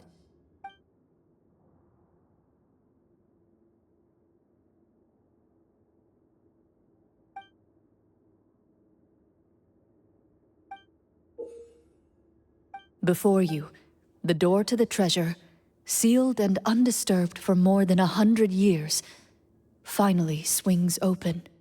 You hear the shrill wail of the door hinge as it rotates for the first time after years of disuse. almost like a sleeping giant letting out an extended yawn. You get the impression that the secrets buried behind this door might be just as heavy as the sound you just heard. It's open! Come on, let's go in! Paimon wants to see what's inside! Ooh, me too! Ugh, uncovering hidden treasure is the most exciting part of adventuring. What do we have here? Uh-huh. A stone tablet? And some shabby weapons? You call this a treasure vault? Looks more like an abandoned warehouse! Maybe the troupe ran out of budget at the end? They provided a super immersive experience at the beginning only to drop the ball at the most important part? They could have at least filled this place with cardboard Mora or something! Wait, I get it now. Paimon, this is the real Marachose Hunter treasure. Huh? This is it? The Marachose Hunter treasure is just a stone slab and some broken swords? I can't believe it. I refuse to believe it! Whoa, are you okay? The Marachose Hunter before you appears to suffer a serious mental breakdown. He needs to leave the room for a moment to collect himself.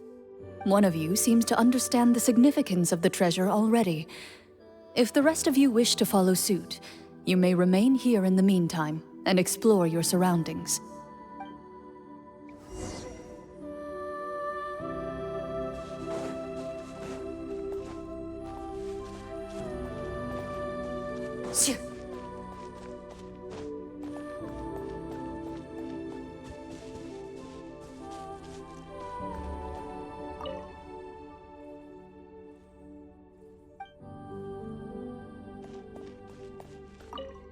Walter.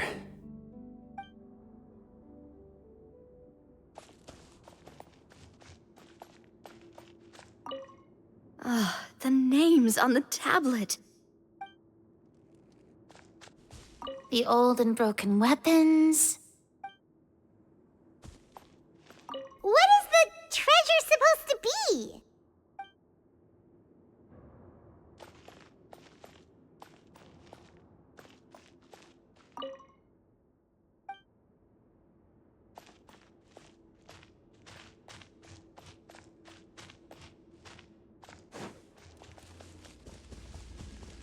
Loaded.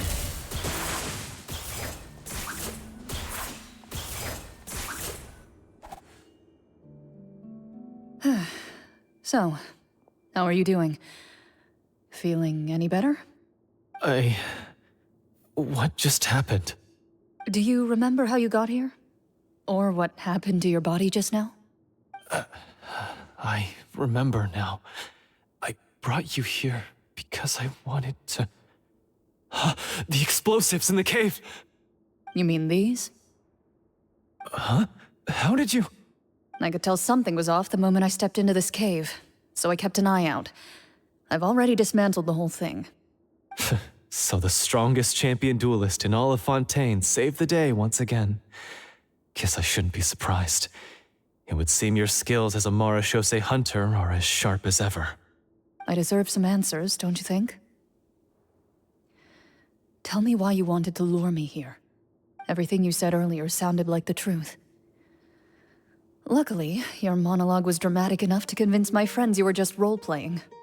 I don't know. I just always felt like there was something in my heart that didn't belong to me. Something agitated and angry. Who knows? Maybe it was my own anger all along. I could never really tell. The feelings about my father and the other Marachose hunters are real. It just wasn't fair. I was angry, bitter that no one remembered them or praised their accomplishments. I don't know when it started, but at some point, my anger came to completely consume me. At that point, I remembered the legend my father used to tell me. The one about the treasure. But if the treasure was all you cared about, why plant all those explosives? Wouldn't they just destroy the treasure and bury you along with it? I can't remember. My head is a mess. It felt like there was this voice telling me to eliminate the hunters, but now it's gone. From your description, I suspect you were dealing with a devorator. A devorator? Oh, your master, your father, I mean, never talked about it? It was a kind of monster that was active several centuries ago. No, I've heard of it. I'm just not sure why you suddenly... Wait, it can't be. The seal! The seal? My family has served as Marashose hunters for many generations. But the title and swordsmanship weren't the only things passed down over our line. There was a seal as well. My father instructed me to always watch over that seal and maintain it regularly. He said it had been passed down over a truly ancient age, and protecting it was our clan's most important duty. But I neglected that duty after he died. I finally decided to come down and check on it one day, and that's where my memories become fuzzy. The devorator would be a formidable adversary for any mortal being, even ones as capable as the hunters. If you lacked the power to completely destroy it, you could easily fall prey to its influence and corruption. In light of this, some Marashose hunters chose to seal the devorator away, in the hopes that a permanent solution would come with the passage of time. I heard it has the power to amplify the obsessions and desires in people's hearts, to the point where they overtake you entirely. It would seem I'm not just lacking in skill with a blade, but in mental fortitude as well. And yet, you were able to retrieve 3 of the 4 keys. If I remember correctly, each was entrusted to a respected and capable hunter. How did you manage it? One of them belonged to my father. The second I stole from a different hunter. And the third... was one that I snatched while the person was on the way home from the tavern. I nearly died in that alley. I know just how strong you are. It's as clear as day to everyone in Fontaine. I observed you from dusk to dawn, but could never find any opportunity to sneak up on you. I never even saw you drink a single glass of liquor. The only way I could think to obtain that last key was to lure you here using your hobby, and then... Oh, I get it now. That monster, it wanted to bury you here alongside the treasure. I won't comment on anything else, but the script was good. Well, I did pour my heart and soul into it. The stories my father used to tell me about the glory of the heroic Marashose hunters and how they came to be forgotten. It's more than just a story. Huh? You're proud to be a hunter. You're still holding onto that part of yourself, no matter how small. I have done so many despicable things. I have nothing to be proud of. Then explain the purpose of the evil sorcerer in your story. Huh? Isn't he the true antagonist? The one who sought nothing but his own gain, and used the people as pawns to attain it? In your heart of hearts, he was the one you truly wanted to defeat. But I've already tainted my sword. I no longer have any right to... Wake up, Florian. Remember how you introduced yourself earlier. Do you really think the hunters acted out of a desire for honor and glory? Or to be loved and acknowledged by the people? What did your father teach you about our order? You do not wield your sword for yourself, but to protect those you serve. There's nothing special about a blade. It's the intentions of the wielder that matter above all else. Do you still not understand? Even after seeing the treasure for yourself? The contents of that room, they represent the true legacy the hunters left behind. You're right. I am a Marashose hunter. It's time for me to redeem, no, to finally serve the people I vowed to protect all along. I wouldn't be so quick to push aside the need for redemption. I know. That's a charge I won't bother to defend myself against. Good. Then, come with me. And help me see the script through to the end. Huh? See the script through to the end? But there's no more script left. Never finished it, huh? No, I mean, I wrote the script with the sole purpose of luring you all here. There was no reason to write beyond this point. Then we'll just have to keep writing it. The evil sorcerer still needs to be defeated. You mean the Devorator? Are you saying I have to make up the rest of the script as we go along? Is that really so hard? You've already written most of it.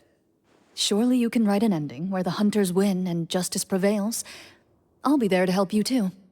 You aren't afraid your party will fall into danger? I know what my friends are capable of, and they're all quite skilled. Besides, I need their help. Then, are you going to tell them the truth about all this? I don't intend to spoil the fun. Sometimes, protecting dreams and fantasies is more important than exposing the truth. Don't you think?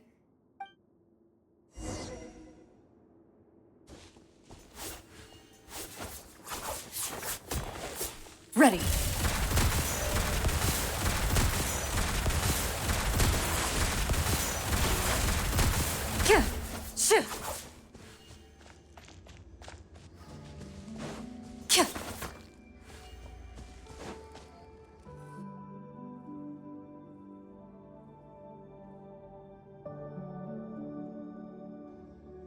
They're back!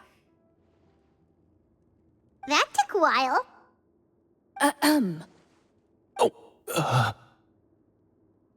Ahem! My fellow Marashose hunters, please forgive me, for I have sinned. Tone it down. Sorry. After crossing swords with you and witnessing your courage in battle, I've rediscovered my true self and regained my pride as a Marashose hunter. Oh, do I smell a redemption arc? I confess, I was brainwashed by the evil sorcerer. He asked me to lure you here so he could bury you in this cave. That little... Wait, you're saying all of that wasn't you, but the evil sorcerer? That's right. He's adept at manipulating the hearts and minds of the people. I fell under his influence because I did not possess a strong enough sense of will. Huh. And how are you going to prove that you're a changed man? We're not going to fall for the same trap twice. To be perfectly honest, I only came to my senses after seeing the treasure. It reminded me of my father's past teachings. The treasure was actually... The names of all the Marashose hunters from ages past and their weapons? Wait, you already know? Of course. Don't underestimate a veteran role player's exploration skills.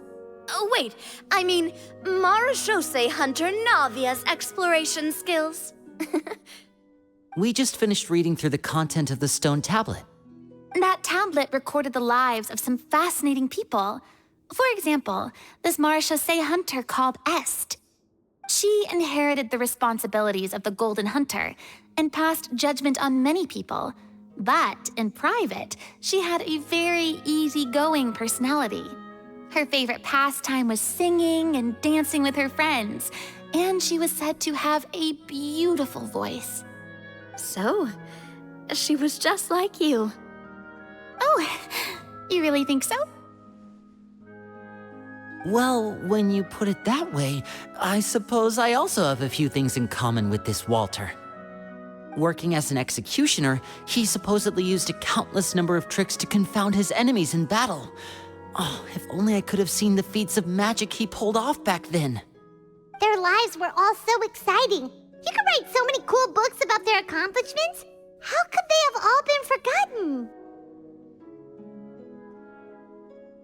Because they chose to be. To hunt monsters that only appear in the shadows, you must also operate in the dark. To be a Marashose hunter is to willingly give up on wealth and fame. Then this stone tablet must have been left behind by their companions. That's right. Few Marechaussee hunters ever revealed their identity to the public. They always protected the city from the shadows. The only time they spoke of their accomplishments would be at night, when they gathered with their fellow hunters in front of the bonfire to share stories of the monsters slain by their hand. So, this tablet was created not so that the hunters would be remembered by the people, but so that they would be remembered by each other. No wonder this place was so well hidden. You regard the stone tablet in solemn silence. The names of your comrades etched onto its surface serve as a reminder that you are never truly alone. The tablet proves that, although a hunter walks a shrouded path, it is not a solitary one. There will always be those who walk beside you, a fact that remains as true today as in ages long past. Their legacies shall continue to be passed down from generation to generation, as everlasting as the stone onto which their names are carved. Father, you once told me that I should seek out the treasure if I ever became lost. So this is what you wanted me to find. Thank you, my friend. You are very kind. I implore you, everyone, please give me a chance to make up for all I've done. Allow me to fight alongside you and defeat the evil sorcerer that threatens the peace and prosperity of everyone in this kingdom. Well, I say we let you join. Sounds good to me too. Everyone makes mistakes. What matters is what you do to make up for them. I have no objections, but Mr. Florian, do you even know how to defeat the evil sorcerer? When he took over my mind, I gained some insight into his thoughts. Every time I thought of the treasure, he reacted with a strong sense of fear. Huh?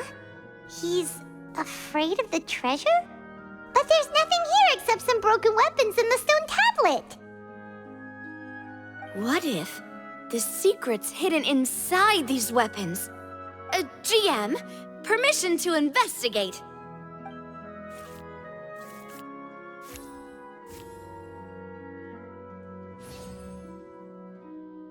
At first glance, the weapons appear absolutely ordinary. But as you observe them, you notice a faint energy emanating from within. These blades have slain countless monsters. Though it's been a long time since they were used in battle, their edges remain sharp, as if they're simply waiting for the next worthy hunter to carry on their legacy. So basically, take these with us, right? I'll take this weapon, since it used to belong to Est. Maybe it'll find comfort in being held by someone who appreciates the arts. Good idea. I'll take Mr. Walter's bow then, from one archer-magician to another. Paimon's gonna pick a cool weapon too!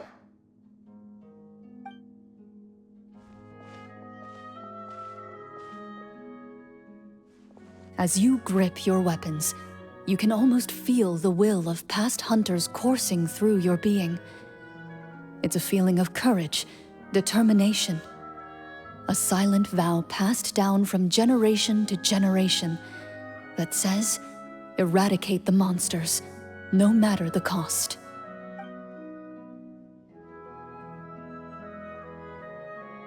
Mr. Florian, do you know where to find the evil sorcerer? I was able to see his surroundings when our minds were connected. I believe he's currently hiding out at the church in the kingdom. We must be extremely careful. He's spent so long living among monsters that he's now taken the form of one. He will not be easily defeated.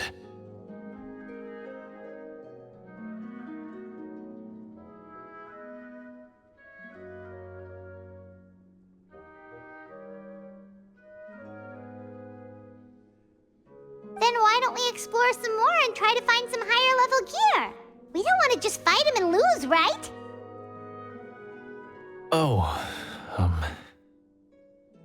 No, we have to strike now. He was greatly weakened when I managed to break out of his control. If we let him rest, he might have time to escape. I agree with Mr. Florian. We've got to act while we have the advantage. Don't forget, the people of the capital are counting on us. Yeah, now that we've got a plan, there's no point in waiting. The longer this drags on, the worse it will be for everybody. Yes, that's what's called... Yes, that's exactly right. Alright, you've persuaded Paimon. Mr. Florian, please, lead the way. Of course. Follow me.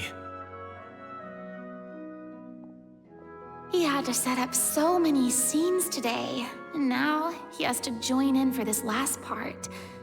I really don't envy his job. Finally, you decide to slay the evil sorcerer and bring peace back to the kingdom once and for all. As you walk away, you feel the gaze of the stone tablet at your back, as if all the hunters of the past are wishing you success in the battle ahead and awaiting your triumphant return.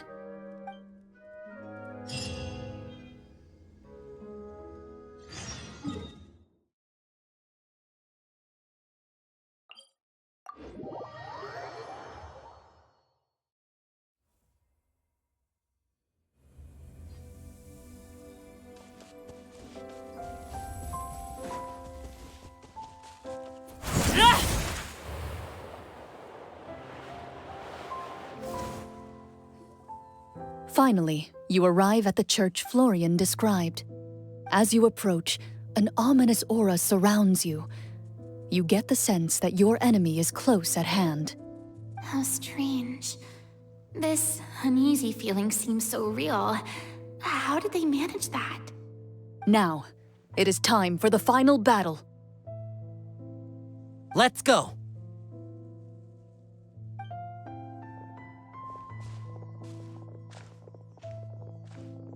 Florian, wait. What's wrong? I think you should wait outside. You've already been corrupted by the Devorator once. It could easily re-enter your mind and take control of your body. I don't think it's a good idea for you to be this close. If it corrupts you again, it's possible you might take on a new form entirely. That's exactly why I have to go. Why I should be at the very front. You mean... Yes. I intend to lure it into my body. That's too risky. If things get out of hand, I might have to kill you. Do you understand how dangerous this is? I understand, but if I do this, you'll have a clear and visible target. The Devorator will have a hard time passing up a chance to enter a body it knows how to control. You won't have to worry about any of your friends being taken over. You're not like me, Miss Clorand. You're a just and powerful Marechaussee hunter. The monster broke free due to my error. It's only right that I shoulder the responsibility for its destruction. This is... something that I have to do. Consider it a duel to restore my honor. My only request is that you give it your all.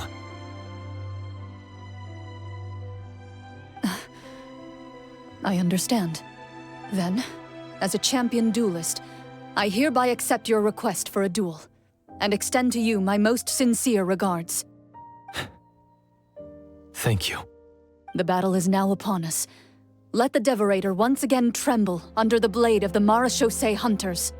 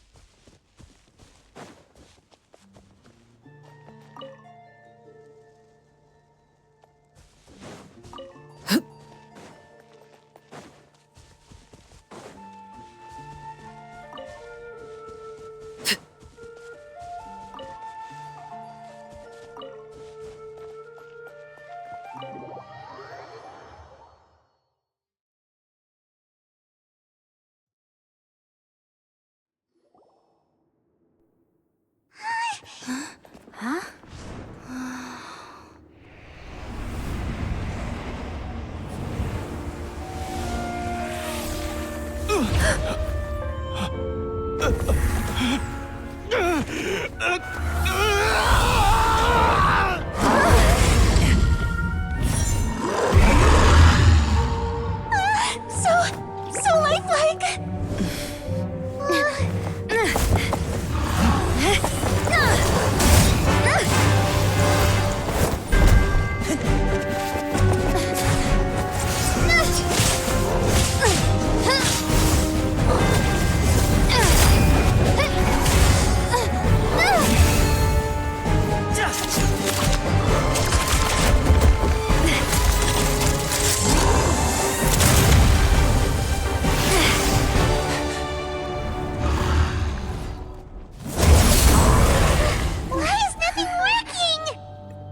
This foe is not invincible. You hold the treasure, the power to defeat it, in your own 2 hands. The treasure? You mean... The names! It's the Marechaussee Hunters' names! How are we supposed to... You forget, Paimon? There's still one skill we saved until the very end. Hunters fight not for fame, but to aid the people whenever they are summoned. Walter the Marechaussee Hunter, master of 1,000 tricks, executioner of the Phantom Hunters, I call for aid! Est, the Marechaussee Hunter, inheritor of Cassiodor's will, judge of the Shadow Hunters. Answer my call!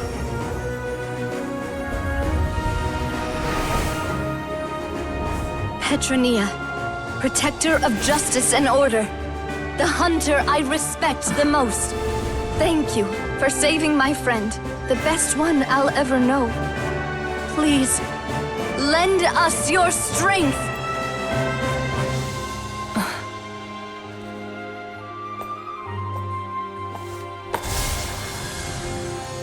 We have come to answer your summons.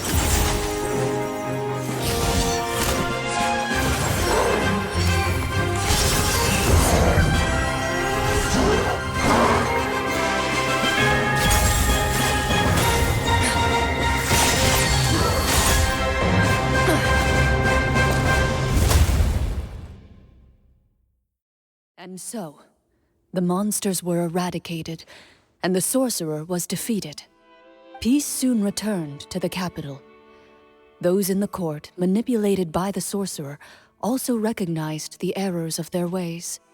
Some remembered the names of the heroes who saved their kingdom, but others simply continued their lives none the wiser.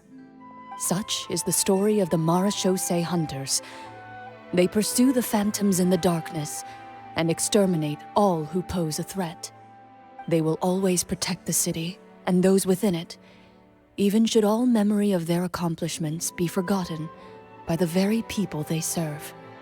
I am assuming we've finally reached the end of the script. Yes, you've reached one of the better endings. It's a pretty solid story overall. I thought it was just an ordinary adventure at first, but the further we got into it, the more impressed I became with the production and the plot. That final battle especially. All the effects were super realistic. Oh, right. Yeah, totally. That's a really good point. I never expected the weapons we picked up from that vault would have that kind of effect. Yeah, mine nearly scared the daylights out of me when it started glowing. I took a good look at it after we got out, but I don't think it ever lit up again. Oh, we should probably give these props back, right? I'll just leave mine here. Did you have a good time? Of course. Let me know if another script like this comes around. Sure, no problem. Then I'll head back for now. I think I need some time to fully digest everything that just happened. Once Mr. Florian is awake, please pass on my regards to him. He must be extremely exhausted to have passed out cold like that. You're right. He's had a lot to deal with. Well, see you all some other time. Toodaloo!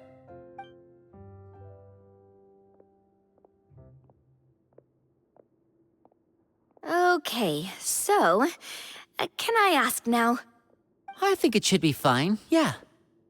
what in the world was going on back there? So you saw through all of that? That time in the cave when you told us to close our eyes, it'd be weirder if we didn't notice anything. I was dying of curiosity the entire time. I mean, you did a pretty bang-up job of pretending nothing had gone wrong.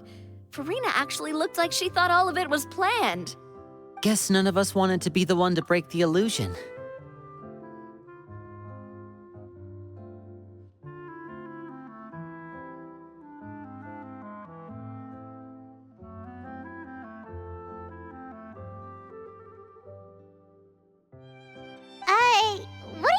talking about. Oh, wait. Don't tell me Paimon never...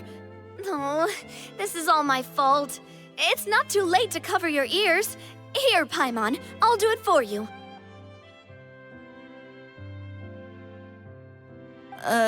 Bit late for that, don't you think?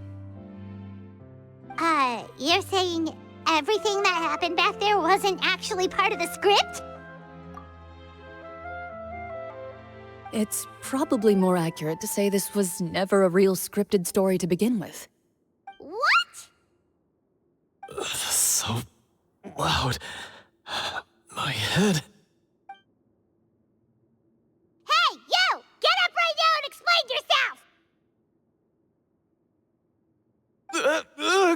No shaking, please! Oh, my head.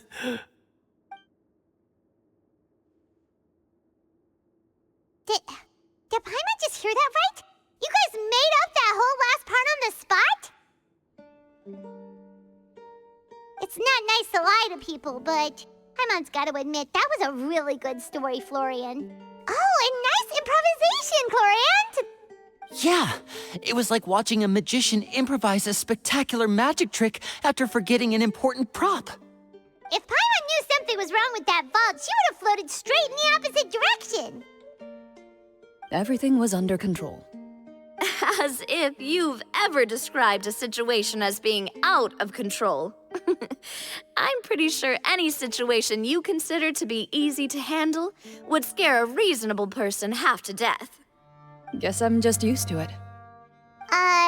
You must run into a lot of unexpected situations then. That explains why you're so good at coming up with things on the spot. As for you, Florian... I know there's no excuse for what I did. I'll turn myself into the guards at once, confess my crimes, and accept any punishment that comes my way. I would say you've already suffered more than enough. What? You may have been blinded by fame and fortune in the beginning, but your actions during the final battle had proven you to be a true Marechaussee hunter.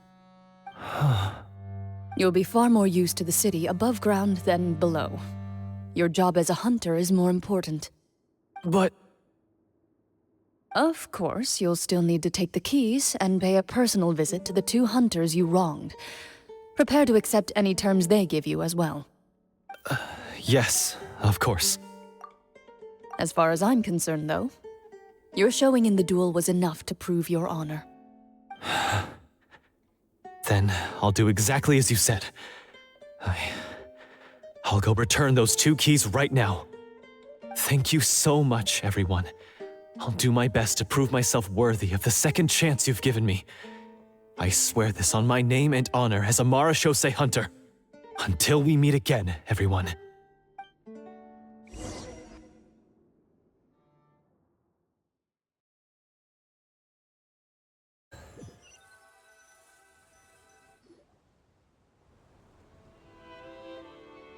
Speaking of Marechaussee hunters, what should we do about the treasure in that cave? Leave it be. Are you sure? We could show it to people, make it so that the hunters are remembered. Don't you want that? No. Every name on that tablet made the same choice. All hunters know what the path entails. I am no exception. My identity as a Marechaussee hunter is not something I need people to remember. I wish only to be recognized as a champion duelist. Nothing more. That's certainly very different from the path of a magician. Still, I admire your decision. Wait! Paimon just remembered something. If there were no special effects involved, why did our weapons begin to glow during the battle? That's because the Marechaussee hunters of ages past would often imbue their weapons with special enchantments to suppress the monsters. Whenever a monster was nearby, their weapons would start to glow. Oh, so that's why they had an effect on that guy near the end. I really thought the summons were doing all the work. Well, I'm sure the summons were a part of it too. Oh? How so? This particular devorator probably hailed from the same era as the hunters we saw in the room. The names you recited all belonged to the bravest hunters. Countless monsters fell to their blades. That's likely why the Devorator visibly reacted when you said them out loud. So the names held the power all along! Navia, everything you said during your summon. Huh? Oh, I meant what I said. I mean, it was true to my character, so yeah, I'm glad you heard it. Just don't make me repeat myself. It's embarrassing. I really appreciated those words. All right. Don't get all sentimental on me. Anyway, let's not talk about that anymore. I'm going to go on ahead. Don't fall too far behind now. She ran off! I should probably head back as well. This story was truly incredible. I might have to spend the whole night telling my siblings all about it. Goodbye. Traveler, should your name and deeds be forgotten, what do you think the significance of your journey will be? I suppose the significance would be the journey itself and the world we helped create. There's still value in the time I shared with everyone here, in the things we were able to accomplish, even if no one remembers them. A great answer. I'll remember it. Me? The Marachose hunter says nothing in response to that question. Perhaps her answer lies in her silence. An unspoken vow left to echo through the night. The path she walks needs no explanation.